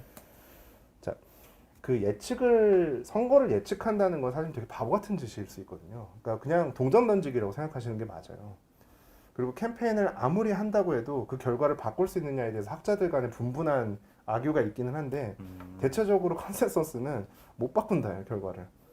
그러면 선거 예측에서 가장 핵심적으로 그러니까 예측할 수 있는 요인들은 뭐냐? 그래서 이걸 펀더멘털즈라고 보통 미국의 학자들이 부릅니다. 이게 이제 예일대학교 이코노미스트가 레리 페어라고 하는 분이 네. 처음으로 이 펀더멘털즈라고 하는 그러니까 선거 결과에 영향을 미치는 건 결국 경제적인 지표야. 네. 그리고 그거 매크로적인 경제적 지표만 보면 선거를 예측할 수 있고 그 선거하는 과정에서 뭐 이것저것 얘기하는 건 다 헛소리야. 라고 하는 관점에 이제 펀더멘털즈라고 하는 관점을 내놓으셨고 이 네 가지의 펀더멘털이 뭐냐? 첫 번째가 후보자가 현직인가? 재선의 선거인가 네. 유리하다는 거죠. 재선의 현직 선거가 대통령이. 현직 대통령이 네. 뭐 여러 가지 이유가 있겠죠. 훨씬 더 미디어를 점령할 수 있고 음. 그런 자원들을 가지고 활용할 수가 있고 음. 이번에 이제 DNC, RNC만을 봐도 RNC 같은 경우에는 DNC, RNC랑 DNC는 민주당 전당대회, 네. 예, 후보자를 뽑는. 데모크래틱 내셔널 컨벤션이고 예. RNC는 리퍼블리칸 내셔널 컨벤션. 네. 예, 그러니까 그 경선 후보에서 이제 대통령 후보를 최종 선정하는 그런 단계라고 볼 수 있는데 거기서도 보면 클린턴 같은 경우에는 뒤에 백악관 딱 놓고 그다음에 뭐 에어포스 원 뒤에 딱 놓고 그런 식으로 트럼프가? 하잖아. 예, 트럼프 아, 같은 예, 경우는 예. 대통령이니까. 네. 근데 이제 DNC는 뭐 집에 부엌에서 연설하시고 아. 약간 뭐 그 코로나 약간 때문에? 뭔가 다르죠. 아, 예, 네. 위상이 좀 다르죠. 일단 뭐 네. 그런 거. 네. 그러니까 대통령이 가지고 사용할 수 있는 자원들이 훨씬 많더라. 네. 라는 부분이어서 그래서 재선이 훨씬 더 유리하다. 재선의 경우가. 두 번째는 현재 여당의 집권 기간이 얼마나 됐는가. 네. 지금 리퍼블리칸이 집권하고 있는 기간이 얼마나 됐죠? 4년. 네, 원텀이에요. 네. 정말 유리한 거죠. 그러니까 사람들은 집권당이 여러 텀을 할수록 바꾸고자 하는 피로감이 늘어난다는 거죠. 아. 그래서 예를 들어서 뭐 8년간 민주당이 집권을 했었다. 네. 그러면 이제 바꿔볼까? 네. 라고 하는 문제가 생긴다는 거고. 아. 그래서 집권 기간이 짧으면 짧을수록 유리하다. 아. 그래서 지난번에 오바마가 8년 했으니까 그렇죠. 저번에 음. 트럼프가 이긴 건 어떻게 보면 그렇죠. 펀더멘탈에서는 그렇죠. 유리했던 거라고 네네네. 보는 거네요. 그리고 세 번째 펀더멘탈이 지금 현재 민주당 또는 공화당 또는 여기 이제 대통령 후보에 대한 대체적인 평가는 어떠한가? 라는 부분인 네. 거고 마지막 네 번째가 사실 이게 제일 중요한데 최근 2, 3분기의 최근 경제적 상황과 지표는 어떠한가? 라는 부분이 선거를 예측하는 가장 중요한 펀더멘탈이고 네. 이걸 통해서 예측했을 때 훨씬 더 예측력이 높았어. 여론조사보다는 이게 훨씬 더 예측력이 네. 높다라고 주장하는 게 펀더멘탈 쪽의 이야기죠. 대부분 경제학자들이 여기에 많이 모여 있습니다. 네, 네, 네. 뭐 공감이 어느 정도 가는 것 같아요. 저 여론조사가 하도 부정확하고 뭔가 말이 많아가지고 맞습니다. 뭐 이게 정말로 이 민심을 반영하는 건지 뭐 또 민심이란 건 또 정의를 어떻게 해야 되는지도 좀 모르겠고 뭐 네, 그런 거 민심은 뭐 자기가 하는 말이 옳다는 걸 얘기할 때 정치인들이 쓰는 말이죠. 이거는 국민이 요구하는 거다. 막 이렇게 항상 얘기를 네. 하는. 네, 어느 쪽이든 네. 어느 쪽이든 그렇습니다. 그래서 펀더멘탈 관점에서 보면 일단 뭐 재선이냐? 재선이죠. 트럼프한테 유리합니다. 그다음에 집권당이 얼마나 했느냐? 되게 짧게 이제 원텀 했죠. 그러니까 트럼프한테 유리합니다. 이 점에서는 트럼프한테 되게 유리한 선거예요. 1번, 선거. 2번 네, 조건에서. 1번, 2번은. 네. 두 번째는 기본적으로 그럼 지금 현직 대통령과 정당에 대한 사람들의 평가는 어떠한가? 그 부분이 조금 애매한 거예요. 일단 첫 번째는 지금 이제 job approval인데 대통령이 잘하고 있느냐 못하고 있느냐 이거를 물어봤을 때 빨간색이 이제 못하고 있다 쪽인데 그게 훨씬 높게 나온다는 거죠. 네. 그런 관점이고 전반적으로 대통령 전반적으로 직 수행을 잘 못하고 있다. 잘 못하고 있다. 그게 이제 점점 커지는. 네, 지금 거의 뚫을 뻔했어요. 네, 뚫을 뻔했습니다. 나갈 뻔했어요. 위를 제가 좀 짧게 잡긴 했습니다. 근데 뚫을 뻔했고 네. 그런데 또 애매한 게 이 경제를 다루는 데 있어서의 대통령이 잘하고 있느냐를 못하고 있느냐를 물어봤을 때 그게 오른쪽에 있는 표인데요. 네. 보시면 이 스프레드를 보시면 어프로브보다 디스어프로브가 작은 게 더 많아요. 그러니까 잘하고 있다고 생각하시는 분들이 최근에 많다는 거죠, 오히려. 아, 까만 글씨가 이제 플러스. 플러스니까 네. 트럼프가 잘하고 있다고 네. 보는 사람이 더 많은 네. 거. 경제를 다루는 데 있어서는 트럼프가 잘하고 있다고 생각하는 사람이 지금 더 많다는 거죠. 아, 네, 네. 그런데 어디서 이렇게 비호감이 많이 못하고 있다는 평가가 어디서 나오냐? 결국은 코비드-19. 아, 코비드-19 이게 왼쪽에 있는 표가 이제 그 왼쪽에 있는 그래프가 그걸 나타내 주는데요. 코비드-19에 대한 대응을 잘하고 있느냐 못하고 있느냐를 물어봤을 때 그거에 대한 비율은 지금 저 기본적인 오버롤 잡 어프로블과 거의 비슷한 현상을 보이고 있어서 그 부분에 대한 게 지금 가장 영향을 많이 미치고 있는 것 같아요. 대통령에 대한 네. 뭐 그 잘하고 있냐 못하냐 평가를 할 때. 네. 엘리님이 의견 주셨어요. 네네. 코로나 대응이 아킬레스건이 될 것 같다. 트럼프에게 11월에 어떻게 될 것인가. 코로나가 네, 이게 네. 좀 중요할 것 같다고 의견 주셨어요. 그걸 알면 제가 주식을 진짜 무슨 주식을? 어디를 살 것인가를 정확히 알 수 있는 그렇죠. 네, 정말 그 모두의 관심사인 것 같습니다. 코로나가 과연 연말까지 어떻게 될 그렇죠. 것인가. 네. 트럼프는 알고 있는 것 같아요. 자기가 백신을 만들 거라고 하셔서 아, 본인이 만들겠다. 본인이 만들겠다고 하셔서 가장 확실한 해결책이네요. 트럼프는 언제 백신이 나오는지를 확실히 알고 있다. 내가 만들겠다는데. 네, 네. 그런 것 같습니다. 어쨌든 그 부분인 거고요. 그리고 그 전반적인 당에 대한 거는 민주당에 대한 호감이 조금 더 높은 것 같아요. 지금 이제 그래프는 되게 큰 차이를 보였지만 한 5%, 6% 오차 범위 내에서 지금 왔다 갔다 하고 있는 거고. 근데 이제 저희가 주목할 게 뭐냐면 이 배틀그라운드, 펜실베니아, 미시건, 플로리다, 위스콘신, 노스캐롤라이나, 애리조나 이 배틀그라운드만을 놓고 봤을 때 2016년의 트럼프 클린턴 지지율 차이하고 2020년에 트럼프 바이든 지지율 차이를 한번 빼본 겁니다. 그러니까 빨간색으로 위로 나와 있는 건 트럼프의 지지가 조금 더 그러니까 어떻게 보면 결과적으로 보면 민주당 후보의 지지가 더 높게 나오긴 하지만 그 차이로서는 더 작다는 거죠. 이게 지금 2020년에 2016년과 20년 이걸 비교해 봤을 때. 네, 네. 그러니까 그러니까 4월부터 8월까지는 트럼프의 지지가 상대적으로 높았다는 거예요. 2016년보다. 그런데 이게 줄라이하고 어거스트, 그러니까 최근에 7월, 8월에 오면서 다시 바이든 쪽 지지로 더 많이 사람들이 쏠리기 시작했는데 최근에 다시 트럼프 쪽으로. 요 며칠 사이에, 네. 몇 주 사이에. 네, 배틀그라운드에서 이런 현상이 지금 벌어지고 있다는 거예요. 그래서 역시 모른다는 거죠.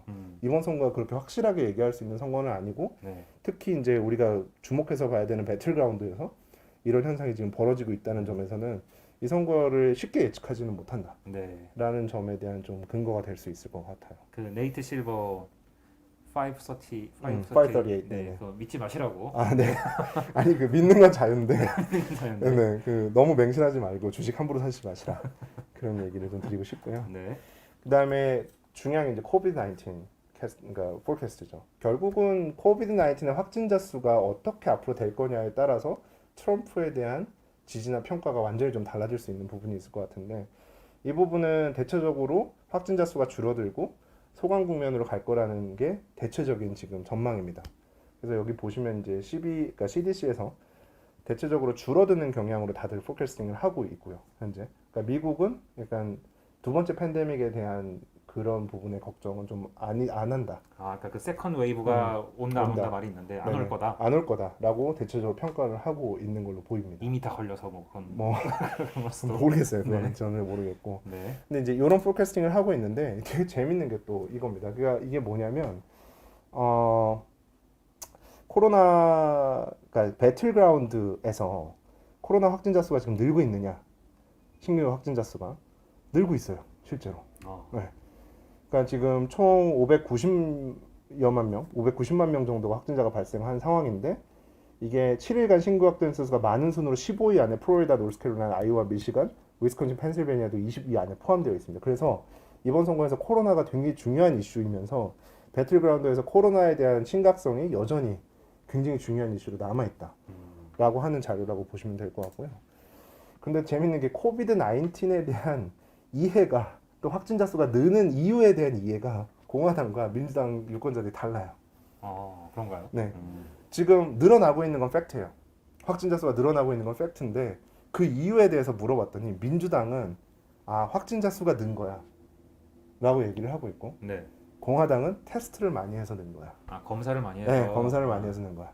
검사를 많이 하니까 당연히 확진자도 네. 많이 나오지. 이게 이제 퓨 리서치 센터에 주는데, 그러니까 네. 근데 어쨌든 트럼프 입장에서는 계속 지금 코로나가 진정되고 있고 숫자가 줄어들고 있고 이제 나아지고 있다라고 계속 얘기를 하고 최근에 확진자 수가 늘어난 거는 테스트를 많이 해서야. 그리고 그건 민주당 주가 지금 뭔가 그런 주지사들이 그런 짓을 하고 있는 거야. 네. 라고 공화당 유권자들은 믿고 있는 거고. 네. 그리고 뭐 민주당 유권자들은 당연히 확진자 수가 늘고 있는 거야. 더 심각해지고 있어. 네. 라고 얘기를 하고 있는 겁니다. 그래서 이건 당연히 트럼프에 대한 평가에도 당연히 영향을 미치겠죠. 이번에 DNC, RNC의 장면만을 봐도 DNC는 심지어 화상으로 다 온라인으로 했는데 RNC는 가시면 전체가 다 모여서 마스크도 안 쓰고 네. RNC를 하고 이게 약간 미국의 모습인 것 같아요. 네. 네. 근데 뭐 우리나라도 사실 똑같죠. 그렇죠. 네. 그러니까 보통 어떤 선거에서 재난이라고 하는 이슈는 리더가 분명 어떻게 하느냐에 달려있긴 하지만 대체적으로 리더에게 결집하는 효과들을 나타내는 게 일반적인 생각이에요. 현직 리더한테. 네, 현직 리더한테 예. 당연히 결집을 해야 되고. 네. 근데 코비드 19은 되게 신기한 이슈인 거예요. 이 이슈가 뭔가 외부의 적을 상대로 막 이렇게 싸우는 그런 구조도 아니고 내부에서 어떤 정부에 대한 트러스트를 가지고 함께 뭔가를 해줘야 결과가 나오는 그런 건데 내부에서 의견이 갈리거나 갈등이 심해져 버리면 상황적으로 결과도 안 좋아지고 그 결과에 대한 책임도 서로가 서로를 물고 뜯는 정치적 이슈로 갈등을 만들어낸다는 거죠. 그러니까 그런 면에서 코비드 이슈는 굉장히 좀 기존의 정치적인 이슈나 어떤 재난이라고 하는 상황하고는 좀 차원이 완전히 다른 네. 이슈인 것 같다. 네. 네. 그리고 굉장히 정치적인 이슈다라고 네. 생각이 드는 것 같습니다. 질문이 들어왔는데요. 네. 유수진님께서 네. 말씀해 주셨는데 지금 말씀을 해줄 수 있는지 모르겠지만 네. 주가가 네. 선거가 가까워지면 올라가는 경향이 있다. 네. 한국의 경우에 네. 미국도 그런가요? 네. 코스피는 어떻게 될까요? 이거는 이제 제가 주식을 사겠죠. 지금. 저걸 알면 네. 근데 물론 그건 있는 것 같아요. 어쨌든 선거 결과가 예측 불가능하면 할수록 선거가 가까워지면은 주가가 좀 약간 보합세를 보이거든요. 네. 그리고 이제 당선되면 쭉 올라가는 경향들이 있는데 불확실성 불확실성 해소된다. 해소. 네. 네, 그게 핵심 키워드인 것 같고 그렇게 보시면 주가 방송이 아니잖아요. 그러니까 하지만 중요한 네. 얘기이기 때문에 네, 일단 넘어가겠습니다. 네. 그리고 이제 기본적으로 그럼 경제 지표는 어떠한가라고 하는 이슈인데요. 네. 이 다우 지수를 주가 얘기하셨으니까 주가예요. 네. 이게 코로나 뭐 지금 보면 이제 2020년 그 코로나가 2020년 중반에 나왔겠죠. 그때부터 거의 뭐 스카이 마케팅을 하고 있는 거죠. 위로 그렇죠. 쭉 올라가고 있는 상황이죠. 네. 그러니까 트럼프가 이것만 봤다고 해요 그동안. 네. 그래서 잘 되고 있다라고 네. 얘기를 하고 있는데 실제로 실업률이 더 핵심인 것 같긴 합니다. 지금 2020년 실업률이 팍 뛰고 약간 낮아지는 추세에서 포캐스팅은 낮아진다고 하지만 전반적인 건 실업률이 올라가는 추세고 이 실업률도 사실은 평균으로 보지 말고 제조업이나 어떻게 보면은 이 제조업 특히 이제 사람들이 컨택 우리가 비즈니스라고 보통 인더스트리라고 얘기하는 그런 부분의 실업률이 훨씬 더 높게 네. 그리고 컨트랙터들 그러니까 인플로이 말고 네. 컨트랙터들 계약직 이런 분들의 실업률이 훨씬 더 영향을 많이 받잖아요. 그러니까 그런 관점에서 트럼프 지지자들의 타격이 훨씬 더 커 클 보인다. 거다. 네. 네. 라고 하는 생각이 또 하나가 있고 GDP 역시도 실업률과 마찬가지로 뛰지만 이게 이제 코로나가 좋아지면 확 위로 올릴 거라는 예측들을 하고 있는데 다시 이제 정상으로 내려올 거라고 보긴 하거든요. 네. 그래서 이런 지금 경제 지표적인 예측들을 하고 있다. 라는 사실 점들. 이것만 봐도 아까 아직 뚜렷하게 누가 유리하다고 말을 하기가 좀 애매하네요. 좀 애매하죠. 예. 애매하죠. 그러니까 결국은 뭐 뒤에도 말씀드리겠지만 객관적인 현상은 선거에 영향을 준다기보다 그 현상에 대한 이해가 영향을 줍니다. 네.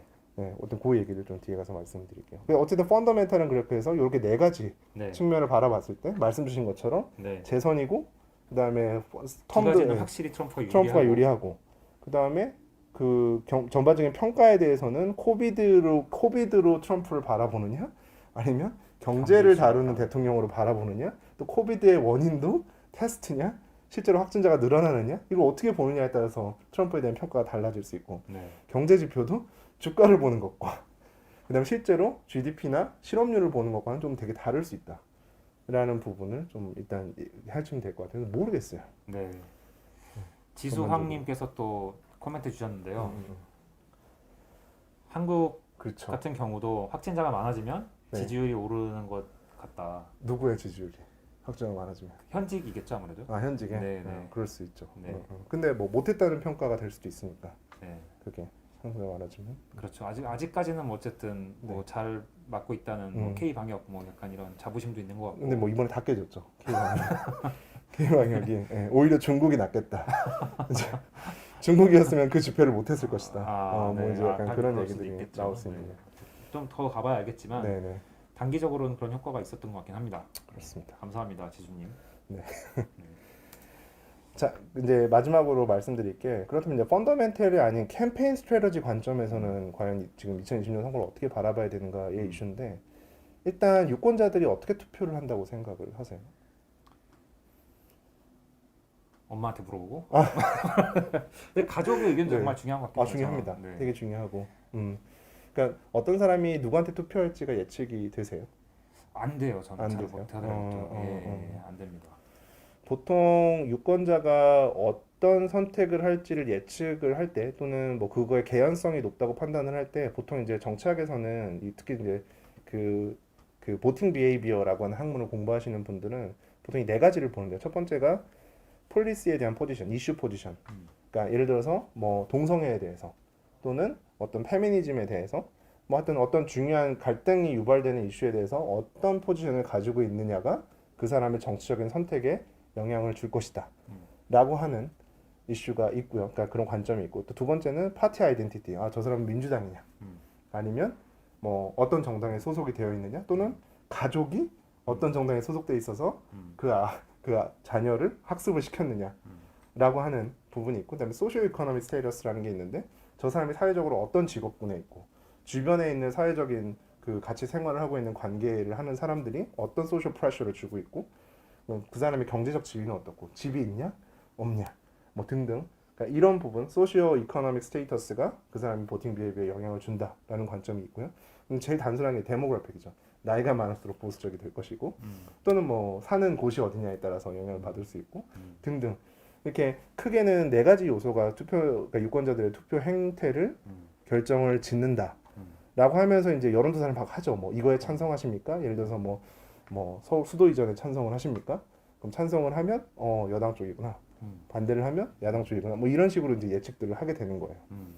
근데 사실은 이런 관점이 조금 어떻게 보면 결정론적인 부분이 있을 수가 있고 예측을 하는 데 있어서 투표를 하는 데 있어서 그러니까 사실 캠페인 스트래터지는 누구든 행동이 바뀔 수 있다라는 관점을 가지고 있거든요.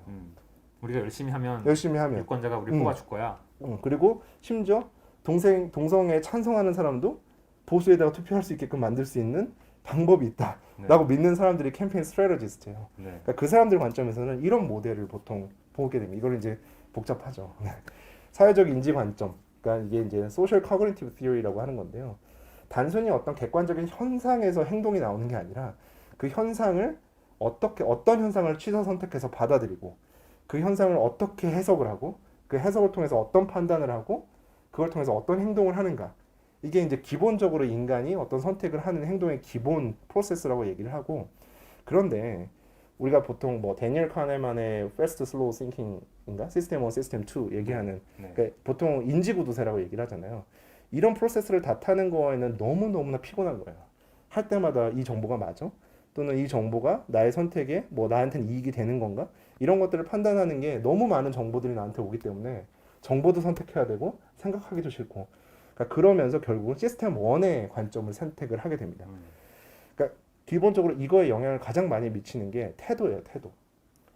내가 어떤 사람에 대해서 예를 들어서 뭐라고 그럴까? 나는 뭐 고기만 보면 쏠려.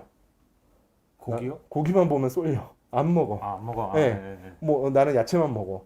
난 고기는 나쁜 거야. 라고 하는 태도를 형성한 사람은 아무 생각 없이 고기 보면 안 먹어요. 고기 먹는 사람 안 좋게 생각하고. 그러니까 그런 것들을 보통 애티튜드라고 얘기를 할 수가 있거든요. 그것들이 강화되면 강화될수록 거기에 몰입을 하게 되고 그걸 자기의 정체성으로 만들어요. 그래서 나는 베지터리언이야, 비건이야 라고 하는. 그래서 고기를 먹는 행동은 자살하는 행동과 비슷한 정도의 스트레스를 받게 되거든요.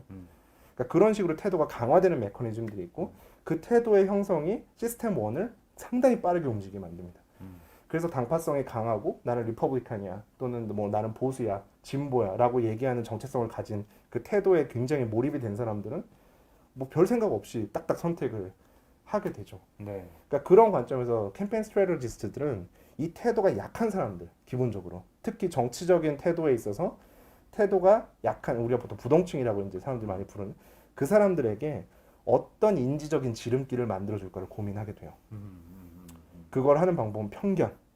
그다음에 가용성이라는 건 얼만큼 정보가 나한테 빨리 내가 쉽게 떠올릴 수 있는 거. 예를 들어서 트럼프의 얼굴을 많이 봤기 때문에 트럼프를 찍는다? 이거 다 가용성 편견입니다. 누구를 뽑은가 할 때 내가 기억나는 사람 또는 이름이 익숙한 사람 이런 걸 가용성 편견이라고 보통 부르고요. 권위 그리고 일관성. 내가 뭔가 전에 누구를 예를 들어서 내가 노무현 대통령을 뽑았다면 그 다음은 뭐 당연히 민주당을 뽑아야 된다라는 일관성, 자기에 대한 일관성. 그 다음에 집단 정체성. 나는 어디에 소속돼 있기 때문에 또는 어떤 사람들과 함께 있기 때문에. 그다음에 효율성. 그러니까 그 사람, 그러니까 딴 거 생각 없이 그냥 이거 선택하는 게 나한테 가장 효율적이고 장애물이 없어. 라고 생각하는 부분. 근데 매력, 잘생겼어. 또는 뭐 어떤 매력이 있어. 뭐 말을 되게 잘해. 되게 똑똑해 보여. 이런 것들. 그 다음에 나랑 비슷해. 이름이 나랑 비슷해. 근데 그래서 내가 문재원이야. 뭐 이낙현이야. 뭐 이런 진짜예요. 이런 게 영향을 되게 많이 미쳐요. 실제로. 그래서 뭐 하여튼 그 이름이 기억나기 쉬운 것도 마찬가지고. 용이성도 그런 측면에서 말할 수 있고. 그다음에 사회적인 압력이 있어요. 엄마 아빠가 얘 찍으래. 아니면 내가 누구 찍었다고 했을 때 되게 떳떳해. 라고 하는 내 주변 친구들이 다 진보적인 성향을 가지고 있어서 나 혼자 왕따가 되기 싫어. 그러니까 이런 것들이 결국은 그 인지적인 지름길을 만들어내고 이 약한 태도를 가진 사람들의 선택을 좌지우지할 수가 있어요. 캠페인 스트래터지스트는 거기에 집중합니다. 근데 그런 관점에서 지금 일단 데모크래트, 이 민주당의 전략의 핵심이 어디냐? 일단 기본은 플로리다, 미시건, 노스캐롤라이나, 펜실베니아 이런 배틀그라운드에 집중하는 건 기본이고요. 그 중에서도 그 지난번 선거에서 물론 지난번 선거에서 실패를 가져왔던 white without college degree, 네. 그러니까 학력이 높지 않은 백인들에게 집중하는 게 맞고, 그럼 그들을 그러니까 기본적으로 한번 트럼프를 찍었던 사람들이잖아요. 네. 그리고 뭐 민주당에 대해서 고운 시선도 아닌 거고, 그러니까 이분들을 어떻게 하면 우리 쪽으로 찍게 만들 수 있지? 어떻게 하면 될까요?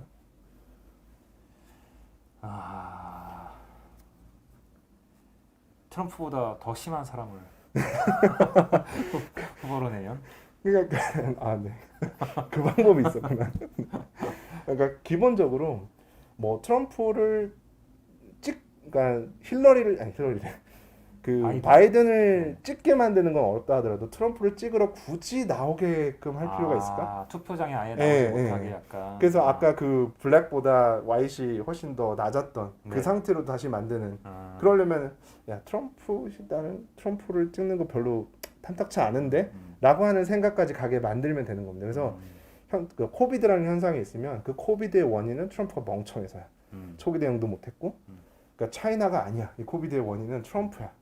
이렇게 확진되는 그런 방식으로 계속 멍청한 트럼프 이미지를 계속 만들어내고 있고, 네. 그 다음에 트럼프가 얘기하는 트레이드와 중국을 때리는 뭐 아니면 장벽을 세우고 이런 것들이 물가 인상만 나왔잖아. 니네들 잡을 찾아줬어? 아니야. 트럼프는 멍청해. 걔는 해결책을 몰라. 라고 하는 관점에 full on economy policy라고 하는 그런 관점들을 계속 반복해서 얘기를 하고 있어. 더 나아가서 이제 이번에 미셸 오바마가 얘기했듯이 the wrong president, 잘못된 대통령입니다. 인간이 아닙니다. 미국 시민이 원하는 네. 대통령으로서의 깜이 아니다는 얘기를 계속적으로 하고 있어요. 감성에 호소하는. 그래서 기본적으로 주요 일단 1번 전략은 그 white non-college degree에 있는 유권자들을 투표장으로 안 나오게 하고 싶어. 네. 그게 1번 전략이라고 할 수 있고, 두 번째는 어쨌든 inequality 문제하고 레이시즘 이슈가 굉장히 강하잖아요. 그러다 보니까 그러니까 GOTB는 get out the vote의 약자입니다. 네.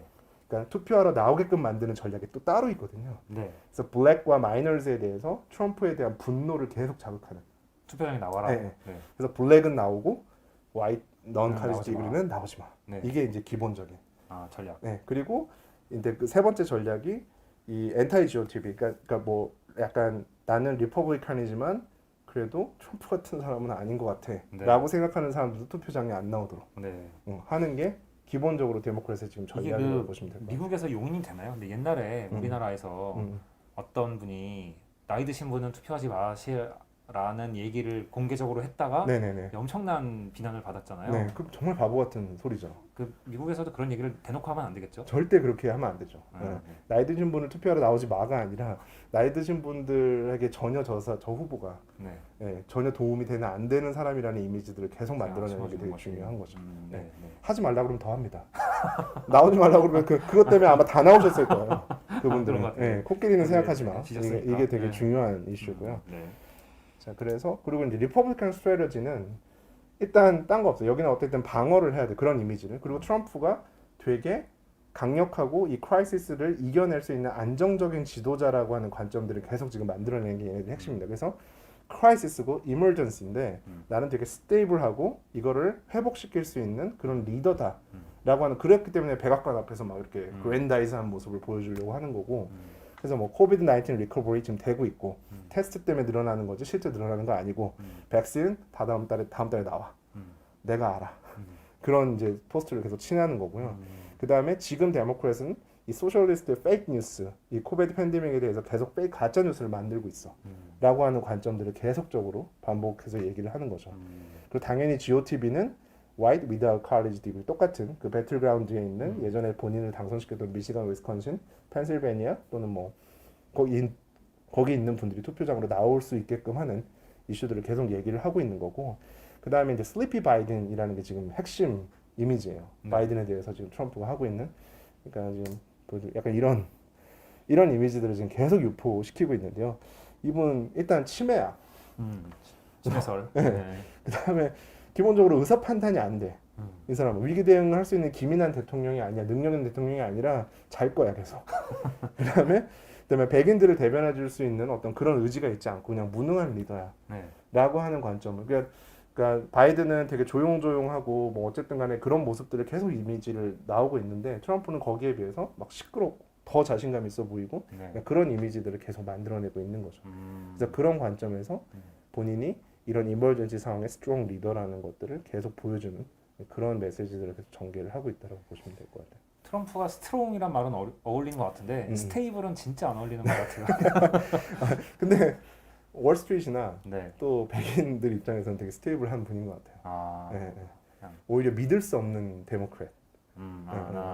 저들은 뭔가 꽁꽁이를 숨기고 아. 우리들을 속일 것처럼 솔직하게 얘기하지 않아. 아. 트럼프는 되게 솔직하게 얘기하고 아. 그 사람의 메시지를 듣고 있으면 내 얘기를 하는 것 같다는 느낌이 있는데 네. 뭐 당연히 RNC, DNC에서도 아마 연설들 보시면 알겠지만 굉장히 노블하고 교양 있는 얘기인데 막 화가 나는 사람들한테 별로 들리지 않는 네, 네. 이야기잖아요. 그리고 네.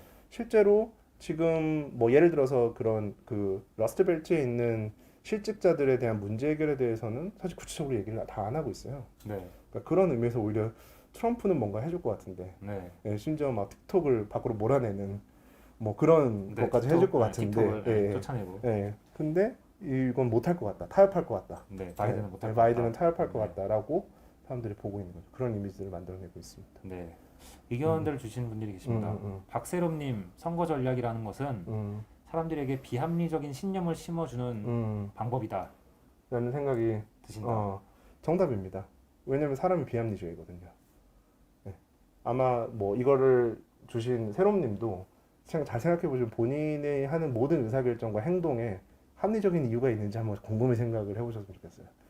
내가 어떤 음식을 좋아하는 이유는 뭘까? 그러니까 사람들이 애티튜드를 형성하는 가장 흔한 이유가 뭔지 혹시 아세요? 습관? 습관? 그러니까 예를 들어서 어떤 음식을 내가 되게 좋아해. 네. 또는 어떤 색깔을 되게 좋아해. 네. 그거에 대한 가장 흔한 이유가 가장 뭘까요? 흔한 이유? 비 오는 날은 나한테 되게 좋아. 뭘까요? 가장 흔한 이유가. 글쎄요. 비 오는 날에 남자친구를 만났거나. 아. 항상 선호예요, 선호. 사건의 선호에 따라서 아. 그게 자기한테 좋은 일이 벌어졌으면 그냥 비 오는 날이 좋아요. 파란색을 입었을 때 되게 좋은 일이 벌어졌어. 그럼 파란색이 좋아져요. 근데 그런 이유들 때문에 선호와 애티튜드라는 게 생겨나거든요. 네. 그러니까 그게 한번 생겨나기 시작하면 거기에 맞는 정보들을 걸러받게 되고 네. 그 정보들이 점점 강화하고 네. 본인의 관점들을 형성하게 되는 게 인간이 보통 태도를 가져가는 과정이에요. 네. 그러니까 그런 관점에서 볼 때는 되게 뭐 비합리적일 수밖에 없다. 네. 네. 사람이 하는 행동이라는 것 자체가 네. 그걸 디폴트라고 보시면 돼요. 그러니까 이성적으로 행동하려면 되게 힘이 많이 들어요. 네. 네. 노력 많이 하셔야 되고 그렇습니다. 또 현상초님께서 트럼프가 당선되면 고립주의 정책이 계속될 것 같다. 바이든은 어떠냐? 바이든은 고립주의를 펼 것이냐? 고립주의라고 하면 미국 우선주의를 말하는 거겠죠? 아니면 국제화와 뭐 이런 그 국제 협력을 또 중시할 것이냐?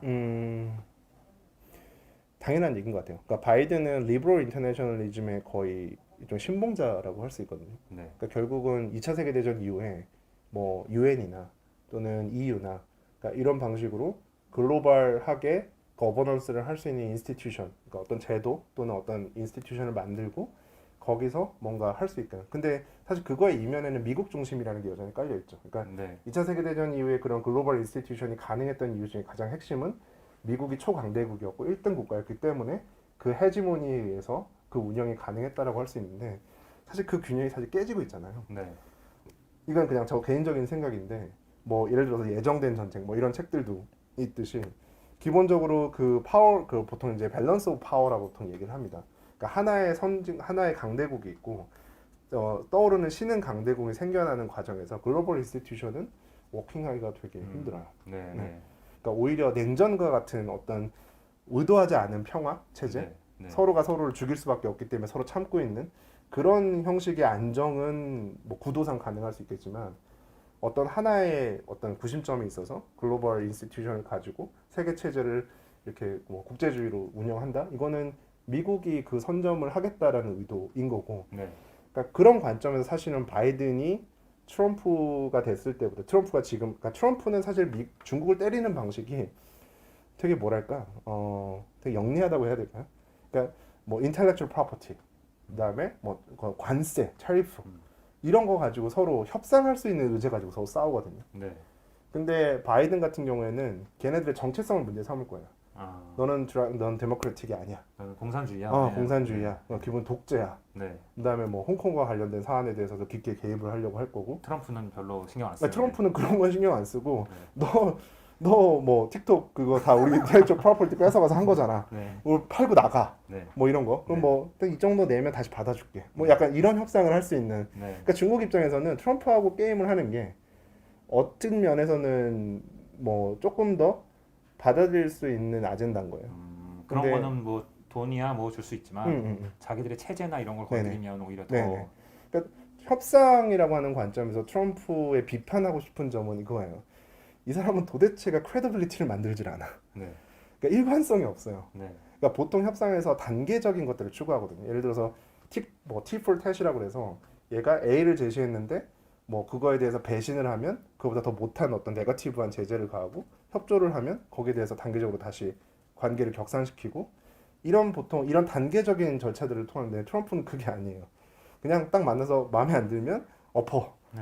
그랬다가 다시 뭐 넌 내 친구야 그러면서 그러니까 그 부분에서 되게 혼란스러워하는 거지.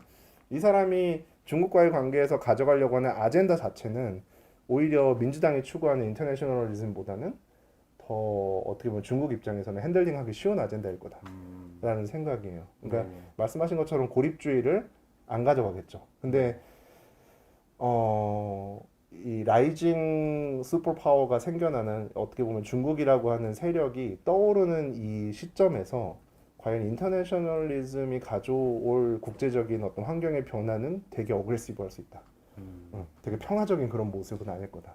오히려 네. 우리가 생각했던 뭐 트럼프는 세고 민주당은 좀 평화적이지 않을까라는 것은 아닐 수 있다. 특히 거기에 라이벌을 두고 있는 중국 밑에 있는 대한민국 입장에서는 훨씬 더 많은 압박과 힘든 이슈들이 많이 생겨날 수밖에 없겠다. 관련한 질문인데 엘리님께서 그냥 네네. 단도직입적으로 네네. 한국한테는 누가 되는 게 더 좋냐, 트럼프냐, 바이든이냐 이런 질문 해주셨어요. 한국의 좋은 정치인이 되는 게 제일 좋고요. 그걸 핸들링할 수 있는 역량이 되는 정당과 집권 세력이 있었으면 좋겠고 누가 돼도 어려울 거예요. 누가 뭐 트럼프가 된다고 해서 개런티가 될까? 그건 전 그렇게 생각 안 해요. 아까 말한 그 펀더멘탈 비슷한 얘기네요. 그렇죠. 누가 되든지 간에 네. 어쨌든 세계적인 구도가 이렇게 네네네. 흘러가고 있는데 네네. 그러니까 그 과정에서 얼만큼 기민하게 우리가 행동을 할 수 있는가가 문제인 거지. 트럼프가 됐다고 해서 절대 한국에 절대 전 그렇게 생각 안 합니다. 네. 하긴 또 지난 4년을 생각해봐도 음. 트럼프가 뭘 했냐가 중요하다기보단 그래서 한국이 뭘 했냐 이게 더 중요했던 것 같아요. 그렇죠. 실제로. 그렇죠. 네. 그런 부분인 것 같습니다. 마지막으로 이번 선거의 전략상에서 좀 가장 중요한 게 있다면 사전 투표와 메일 투표예요. 이 코로나 상황 때문에 투표하는 방법이 변했습니다. 미국도. 일단 뭐 주요 디베이트 일정을 보면은 29일 날 첫 번째 대선 후보 그 디베이트이 있고, 그다음에 10월 달에 한 번, 마지막은 10월 22일 날 마지막 디베이트를 하고 하는 이제 이게 원래 주요 스케줄인데 사실 이 스케줄은 아무도 관심 없어요. 뭐 디베이트 둘이 해봤자 트럼프하고 바이든인데 네. 뭘 보겠냐. 네. 약간 다들 디베이트에는 아무 기대를 안 하고 있는데 네. 선거 전략가들 관점에서는 제일 중요한 게 아니 선거를 일찍 해. 그리고 심지어 메일로 투표를 할 수가 있어. 메일이라 하면 그 저기 우편으로. 네. 우편으로 투표를 할 수가 있다는 관점이 지금까지의 선거 전략과는 완전히 네. 다른. 보통 선거 전략은 10월 중순부터 선거 그 관련된 자금이 막 뿌려지기 시작해서 선거 당일 이거 11월 3일 그때까지 어마어마하게 돈을 쏟아붓거든요. 근데 당장 선거가 9월 18일부터 시작이 돼요. 미네소타와 사우스 와이오밍에서. 그리고 9월 19일 날 뉴저지 버지니아, 21일 날 미시건, 일리노이. 그다음 뭐 3주밖에 안 남았네요. 그렇죠. 그렇죠. 당장 그 지금부터 돈을 쏟아붓기 시작하는 거예요. 2주에. 네. 그리고 10월 초에도 보면 아이오와가 있고 아이오와 그다음에 오하이오 다 들어 있죠. 그다음에 보시면은 10월 달 중순에도 16일에 워싱턴이구나. 그다음 플로리다가 24일 날 있고. 그러니까 이게 그러니까 전통적인 GOTB의 전략이 안 먹히는 선거가 된 거예요. 이들 관점에. 그리고 그러니까 이걸 통해서 투표율이 올라갈지 내려갈지에 대해서는 예측이 올라간다 쪽이 훨씬 더 많고요. 왜냐면 더 편해지니까 투표가. 네. 어쨌든 나한테 투표하라고 메일이 와. 보내주는 거예요? 네, 보내주는 거. 그러면 그러면 안 보낼 이유가 없잖아요. 네. 그래서 투표율이 훨씬 더 올라갈 거고 트럼프는 이걸 되게 두려워합니다. 그래서 최근에 그 UPS에다가 돈 안 주겠다. 아, 했던 그 메일링 자체를 좀 되게 방해하고자 하는 공약이다, 전략이다라고 이제 막 민주당에서 비판을 했었잖아요.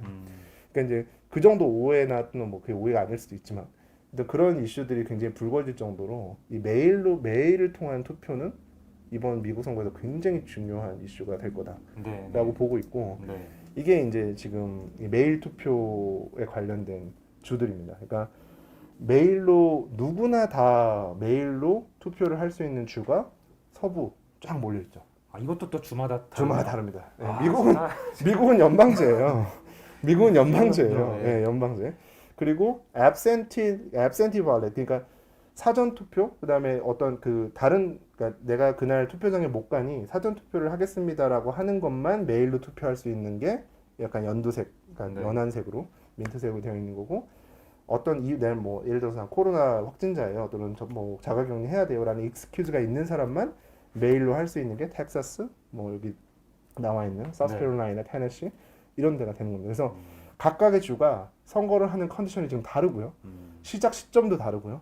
이러면 이제 선거 전략가들은 완전히 다른 생각을 해야 되는 상황이 지금 벌어진 거죠. 그러니까 이 관점도 엄청난 변수가 될 것 같아요. 네, 그렇군요. 네, 뭐 전에 해본 것도 아니고 해본 것도 처음이니까. 아니고 처음입니다. 네, 재미있는 선거가 될 것 같습니다. 그래서 또 상신님께서 좀 질문이 약간 민감한 질문인 것 같은데 네, 극우 기독교와 극우파의 관계는 어떻냐? 그걸 저한테 여쭤보죠. 이것은 그 기독교와 전혀 관계가 없어서. 네, 네, 미국에도 뭐 이런 이슈가 있나요? 미국에도 근데 저는 일단 이게 약간 좀 워딩이 좀 그런데 어떻게 보면 요즘에 뭐 이를테면 뭐 그 광화문에서 시위하시고 이런 분들이 극우라고 볼 수 있지만 그게 극우인지 아닌지조차가 이제 개인의 판단에 달린 거라서 뭐 저 질문을 제가 솔직히 어떻게 해석을 해드려야 될지 좀 근데 뭐 어려웠습니다. 미국의 개신교가 공화당과 연결이 많다는 건 뭐 너무나 당연한 사실이죠. 네, 그렇습니다. 네. 근데 어쨌든 기본적으로 미국은 기독교 국가 아닌가요? 뭐 아무리 그렇죠. 민주당이라고 네, 해도 네, 뭐 펜스는 카톨릭이더라고요. 그렇죠. 네, 펜스가 그러니까 아니라 바이든. 바이든. 네, 네. 네, 네. 캐서릭 쪽이 조금 민주당하고 좀 어플리에이션이 더, 좀 네. 강하고요. 그 케네디가 옛날에 맞습니다. 민주당 네.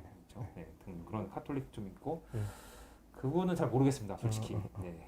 아무래도 뭐 극단적인 생각을 가지신 분들은 당연히 뭐 그쪽으로 가겠죠. 네. 아, 트럼프 지지하는 목사들 관련입니다. 네, 네, 그렇겠죠. 그런 거는 진짜 네. 그런 것 같습니다. 네. 답변을 드리기가 좀 애매한 질문이라는 점을 양해 부탁드리겠습니다. 그래서 뭐 누가 이길 거냐, 네, 누가 이길 거냐? 누가 이길 거냐. 어떻게 생각하세요?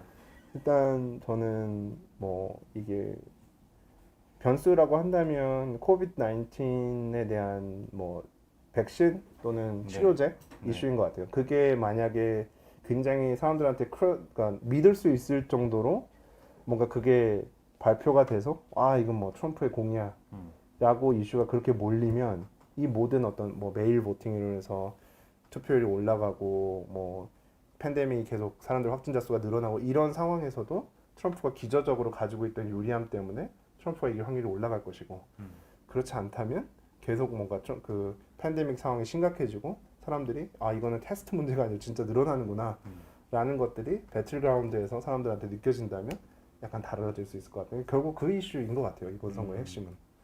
트럼프 입장에서는 코로나를 진짜 열심히 막아야 되는 그런 상황이 됐네요. 그러니까 코로나 하나가 결국은 이 선거의 핵심이 돼버린 것 같긴 합니다. 네, 네. 진짜 아무도 예상하지 못했던 1년 전만 해도 이런 일이 일어나리라고 누가 생각을 했겠습니까? 참 세상이 그렇죠. 빨리 변하는 것 같아요. 네, 또 다른 질문 있으시면 해주십시오.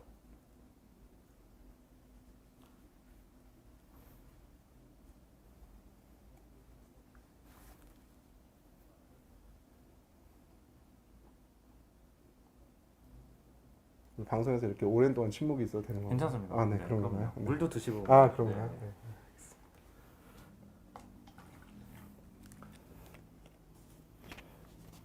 진서님은 혹시 궁금한 거 없으세요?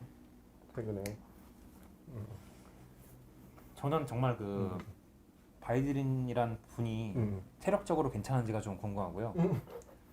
내년부터 4년을 하실 수 있을지 좀 궁금하고, 그 다음에 그 흔히 나오는 말이 바이든이 만약에 체력상 안 돼서 한 번밖에 못 한다면 그 부통령 카밀라 후보가 해리스. 되신 카밀라 해리스가 이제 다음번에 나올 것 같다고 하는데 그분은 또 어떤 분인지 궁금해서 그렇게 뭐 아주 썩 잘 알려진 분은 아닌 것 같고 네. 뭐 평도 좀 갈리는 것 같고 뭐 그렇더라고요. 미국에서는 상당히 유명했고요. 일단 바이든이 부통령 후보를 여하튼 그 경선 과정에서 딱 드랍하신 분이 계셨는데 어쨌든 그분이 드랍하면서 내걸었던 조건이 네. 여성 마이너 네.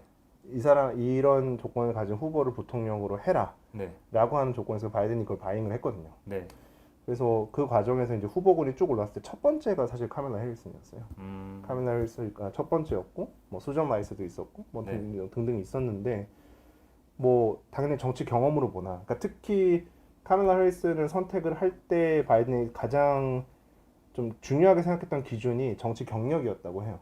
그러니까 검사장으로서 주 검사장으로서 했던 정치 경력뿐만 아니라 상원의원으로서 어쨌든 당장 대통령을 맡아도 어쨌든 그 정치력을 할 수 있는 그다음에 두 번째가 이제 선거를 해본 예, 실제적으로 선거를 해봤던 그런 후보를 기준으로 생각을 했다고 하고 이제 그런 면에서 어쨌든 바이든 입장에서는 베스트 후보를 선택을 했다고 저는 보거든요. 미국 내에서는 그냥 괜찮은 선택이구나 네. 뭐 이렇게 생각하고 있는 네. 거고요. 그러니까 뭐 하나 조금 뭐 걱정을 했던 것들이 그 당시 어쨌든 그 Black Lives Matter 운동이 굉장히 격화되는 과정에서 어쨌든 카밀라 해리스가 과거에 검사장이던 시절에 그 거기 그러니까 주에 있는 교도소의 마이너들 특히 흑인들의 숫자가 급증했다라고 하는 그 이슈가 되게 문제가 됐었어요. 그래서 그 흑인 지도자들이 카밀라 해리스를 하면 안 된다라고 하는 반대의 주장도 상당히 많았고 근데 뭐 그거는 사실상 시스템상으로 어쩔 수 없었다라는 관점이었고 오히려 카밀라 해리스는 그런 사람들의 교화나 아니면은 새롭게 사회에 적응하는 프로그램에 더 예산을 써야 된다라고 하는 관점을 더 내놓았다고 합니다. 그리고 카밀라 해리스는 진보 성향에 있어서도 상당히 진보적으로 민주당 안에서도 바라보고 있어요. 아 그렇군요. 그런 관점에서는 네, 뭐 되게 좋은 선택이었다. 민주당에서는 네, 민주당 만족해하는. 관점에서는. 네. 네, 다른 질문이 네. 현상조님 네네. 지인이라고 하셨는데 네. 냉전 이후에 미국 정치에 대해 일반인도 볼 수 있는 책이 있다면 냉전 이후에 일반인들이 볼 수 없는 책은 없잖아요. 그렇죠. 뭐 볼래면 보죠. 볼래면 보죠. 쉽게 재밌게 읽을 수 있는 책이 있다면 냉전 이후의 미국 정치에 대해서, 그러니까 미국의 현대 정치에 대한 그런가 봐요. 일단 아까 그 로버트 다른 냉전 이후는 아니군요. 네. 그거는 일반인이 좀 보기 어렵게 생겼더라고요. 근데 재밌어요. 재밌나요? 네, 보시면 천천히 읽어보시면 되게 재밌을 것 같고 그것도 재밌어요. 최근에 그 저기 그분이 누구시? 옛날에 그 썰전에 나오셨던 국회의원도 하시고 강용석? 아니요. 누구죠? 그 약간 강용석 그 반대편에서 전원책? 아니 왜 그쪽만 얘기하세요? 반대쪽도 좀 얘기해 누가 주세요. 맞지? 갑자기 생각이 안 나서 의원 그 비례대표 국회의원도 하셨고 이번에는 안 되셨는데 정치 컨설팅도 이철이 하고. 네, 네. 이거가 그분이 번역하신 책 중에 진보는 어떻게 다수가 되는가라는 책이거든요. 네. 그 책이 어떤 뉴딜 때 네. 뉴딜 때 그 당시에 이제 정당을 어떻게 개편을 했는가에 네. 대한 이야기가 되게 잘 나와 있는데 민주당이 어떻게 다수당으로 성장할 수 있었는가라는 부분 그런 것도 읽어보시면 되게 재밌을 거고 미국 정치는 워낙 다양하게 책들이 나와 있어서 네. 그 시기 뭐 냉전 이후에 미국 정치 전반을 다룬 책은 한번 제가 생각을 해봐야 될 것 같아요. 있긴 있겠죠. 네. 알겠습니다. 나중에 그거 생각나시면 또 네네, 추천해 네. 주시면 제가 알겠습니다. 댓글로 달겠습니다. HJ님께서 아까 질문하셨는데 그 여러 가지 팩터가 있었는데 그 가중치가 있었냐는 질문이신데 펀더멘탈에 펀더멘털이 아니라 뭐 이거였던 것 같아요. 투표 성향에 대한 가중치 말씀하시는 건가요? 이거는 약간 관점의 문제고요. 이런 팩터들은 투표에 영향을 미치는 팩터들의 가중치가 있냐? 그 팩터들을 지수화할 수 있다면 가중치를 나름 티오리마다 모델마다 달리 주겠죠. 뭐 가령 예를 들어서 아까 뭐 이 커그니티브 티오리 같은 경우에는 뭐 사람들이 주의를 주는 예를 들어서 그런 거 있어요. 그러니까 어떤 팩트에 대해서 사람들이 주의를 줄 수 있는 자기의 어떤 에너지가 남아 있느냐도 되게 큰 지표 중에 하나. 예를 들어서 시간이 너무 없거나 네. 바쁘거나 건강이 안 좋거나 네. 뭐 등등 그런 것도 뭐 지표가 될 수 있어요. 근데 이 소셜 커그니티브 티어리는 약간 양적인 것보다는 질적인 관점에서 많이 연구들을 하거든요. 네. 그래서 그런 모델이라고 보시면 될 것 같고 오히려 펀더멘탈 쪽에 이거는 지수 막 만들어서 하시는 분들 계세요. 아, 이걸로. 예, 요게서 이제 몇 점 몇 점 몇 점 해가지고 특히 네. 이제 특히 경제 상황과 지표가 투표에 영향을 미치는 거에 대한 연구들은 상당히 많이 나와 있고요. 그 연구에서 어떤 경제 지표가 어떻게 영향을 미치는가에 대한 그런 개연성들이나 상관성들을 한 연구들은 되게 많아요. 이런 건 진짜 빅데이터 돌리기 좋을 것 같아요. 네, 통계 네, 돌려가지고 논문 쓰기 좋을 것 같은 네, 주제인 네, 것 같습니다. 또 다른 질문이 신성현님께서 힐러리 혹은 미셸 오바마가 나올 가능성이 있느냐? 미셸은 가능성이 있을 것 같아요. 음, 네, 이번에도 사실 트럼프에 대한 정면적인 반박과 그 핵심적인 메시지를 미셸이 담당했거든요. 오바마가 안 하고. 네. 그러니까 오바마보다 미셸이 영향이 더 강하고 메인이거든요, 지금 상황에서. 인기도 실제로 네, 미셸 그런 것 오바마가 더 같아요. 높아요. 네, 그래서 이분은 뭐 어떤 방식이든 간에 정치 쪽에 계속 개입을 하실 것 같고 언젠간 여성이 대통령이 돼야 된다라는 그 꿈이 네. 어쨌든 미국에서 실현이 안 되면 이분이 그걸 실현하고자 나오시지 않을까 아, 하는 생각은 있습니다. 네. 네. 카메라 헬슨이 바로 하진 않을 것 같기도 하고. 네. 네, 네. 그런 것좀 있을 것 같고. 아직 미국 사람들은 그 여성 대통령을 가져보지 않았기 때문에 네, 또 거기에 대한 뭔가 로망이 좀 있는 것 같아요. 미국이 여성에 대한 편견이나 차별이 사실 대한민국보다 더 심하죠. 그죠? 한국보다 네. 더 심한 훨씬 측면이 있는 것 심하죠. 같아요. 예, 예. 그러니까 미국이라 하면 아까 얘기한 미시간, 위스콘신 거기를 보셔야 돼요. 네. 미시간, 위스콘신 뉴욕, 네. LA가 아니라 네. 거기는 그냥 그 미국의 주변국이라고 생각을 하셔야 되고 거기에 사람들이 어떻게 생각하는지가 핵심입니다. 네. 거기에 배틀그라운드기도 하고 실제로. 네. 그리고 네. 지수황님, 이번 미국 선거 결과가 내년 한국의 서울, 부산 재보궐선거에 영향을 미칠까요? 미칠까요? 정말 알 수가 없는. 어, 네, 이건 정말 알 수가 없는. 뭐 그런 건 있을 수 있겠죠. 뭐 바이든이 됐어. 아 그럼 이제 약간 민주당의 세기인가? 그럼 아. 한국도 민주당이랑 결을 맞춰야 되나? 근데 근데 또 부산- 뭐 한국 부산- 민주당하고 미국 민주당하고 뭐 그렇게 큰 뭐 연관이 그렇죠. 있는 그리고 것도 뭐 아니고. 그 연관성도 네. 없고 서울 네. 부산은 맥락이 있는 선거잖아요. 아, 네, 그 선거가 만들어진 맥락이 있고 결국 그 지금은 뭐 어느 정도 그 이슈가 뭐 한번 잠잠해졌다 생각할지 모르지만 선거 때가 되면 음. 또 장난 아닐 겁니다. 네, 그치. 네. 그 선거가 왜 치러지는가 그러니까, 이게 그렇죠. 문제가 다시 이슈가 민주당의 후보를 낼 수 있느냐 없느냐부터가 엄청난 이슈가 될 거고요. 네. 그렇습니다. 네, 또 강나영님께서 음. 트럼프는 현재 선거 전략을 쭉 가져갈까요? 현 선거 전략을 미국 내에서 어떻게 보고 있나요? 뭐죠, 형 선거 전략이? 현 선거 전략은 네. 아까 말씀하신 네네. 그런 그 백인들아 힘내라 약간 이런 전략을 말하는 건가요? 그러니까 현 선거 전략의 핵심은 슬리피 바이든. 슬리피 바이든. 네, 네. 바이든은 그러니까 내가 지도자고 바이든은 잠자는 그러니까 노인이야. 네, 네. 노인을 폄하하면 안 되지만 하여튼 네. 네, 그런 전략을 가져가고 있는 거고, 그러니까 위기 상황이다. 이게 핵심적인 배경이고요. 트럼프가 지금 이 선거를 규정하는 네. 위기 상황에서 이 위기를 끌어나가고 헤쳐나갈 수 있는 지도자는 누구인가? 그 이미지가 나다. 음, 라고 하는 게 트럼프가 보여주고 싶은 메시지의 핵심이거든요. 음. 그건 당연히 계속 가져갈 것 같고요. 네. 그러니까 4년 전이랑 약간 좀 달라진 메시지 같네요. 그렇죠. 현직이니까. 이 현직이니까. 네, 현직이니까. 네. 그 당시에는 언더독이라서 네. 진서님도 그래서 그렇죠. 트럼프를 좋아하셨고. 네. 네. 저하까지 저하까지는 안 돼요. 언더독이라서 눈여겨봤고. 어쨌든 눈여겨봤고. 네. 네. 근데 지금은 이제 자기가 그렇지. 워싱턴 주류니까 주류까지는 음. 아니지만 어쨌든 제일 힘센 사람이니까. 네, 그렇습니다. 그런 것 같습니다. 또 현상초님 질문을 이제 뭐 하나 정도만 더 받아보겠습니다. 이 질문 말고 네. 스티브 배넌의 브라이트바트 이분이 하고 계신 네. 네, 그 언론이죠. 사이트를 운영하시는 분인데 네. 그 사이트가 네. 실제로 미국에서 얼마나 영향을 미치고 있느냐. 그러니까 이게 정통 미디어는 아니고 우파랑 극우 쪽의 성향을 가진 분들이 주로 많이 보는 그런 정치 사이트인데 그런 것들이 실제로 선거에서 얼마나 영향을 미칠 수 있느냐 이런 제가 말씀이신 한 가지 거예요. 질문 드리고 싶은 게 그 성함이 현상님, 그 현상님의 뭐 부모님의 정치 성향은 어떨지 모르겠는데 어쨌든 뭐 보편적으로 부모님이 뭘 보고 정치적인 의사결정이나 후보를 선택하는지 한번 생각해 보시면 좋겠어요. JTBC 뉴스는 아닐 거고 그렇다고 MBC 뉴스도 아닐 거고 뭘 보시죠? 부모님들 요즘 제일 많이 보시는 요즘은 유튜브들 많이 보시는 유튜브? 거예요. 네. 카톡? 유튜브. 카톡. 네. 그러니까 저 사실 요즘에 이런 스티브 배넌이 하는 이런 브라이트바트 같은 뭐 그런 미디어나 아니면 지금 우리나라에서도 그런 유튜브 개인 방송으로서 정치적인 이슈들을 다루고 있는 그런 일종의 개인 방송들, 이 방송들이 직접적인 영향을 미치는 게 아니라 네트워크로 보셔야 돼요. 그러니까 이 사람들은 결국은 그런 아젠다들이나 이슈들을 만들어내는 소스라고 생각을 해야 되고, 그 소스가 어떤 네트워크를 타고 어떻게 사람들한테 퍼지는가에 대한 그 영향력을 보시는 게 사실은 더 핵심인 것 같습니다. 그러니까 결국 브라이트바트 같은 경우도 그냥 소스죠. 어떤 아젠다를 만들어내는 네. 소스 정도라고 보시면 될 것 같아요. 네. 아, 요새 정말 유튜브가 대단한 게 음. 저희 지금 사무실이 이제 신문사 건물 안에 있는데 가끔 가다가 이 회사 건물 앞에서 네.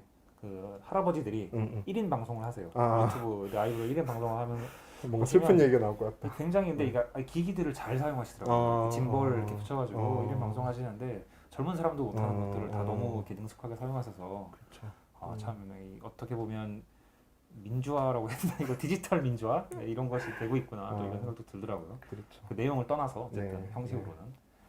네, 마지막 질문 하나 정도 받아보고 이제 마치도록 하겠습니다. 죄송합니다. 그 주식을 찍어드려야 되는데 못 찍어드려가지고. 아, 네. 네. 애플 사세요. 애플 사세요. 애플. 오늘 애플 액면 분할했습니다. 아 어떻게 되나 네, 좀 궁금하네요. 액면 분할하면 진짜. 더 올라가겠죠. 네, 애플이랑 테슬라가 액면 네. 분할을 하던데 어떻게 될지 네. 모르겠습니다. 다들 잠을 못 주무시겠네. 미국 주식하면. 다들 10시부터 새벽 2시까지 막 들고 계실 것 같은데. 네. 네, 그러면 질문이 없는 것 같아서 네, 오늘 세미나는 이 정도 마치도록 하겠습니다.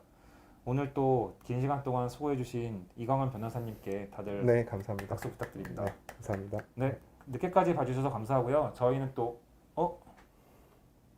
네, 고객, 네, 네, 감사합니다. 저는 또 다음 달에 뵙고 또 이광원님께 궁금하신 점이 있으시면 또 따로 컨택을 해보셔도 괜찮을 것 같습니다. 그러면 좋은 밤 되십시오. 네. 감사합니다. 네.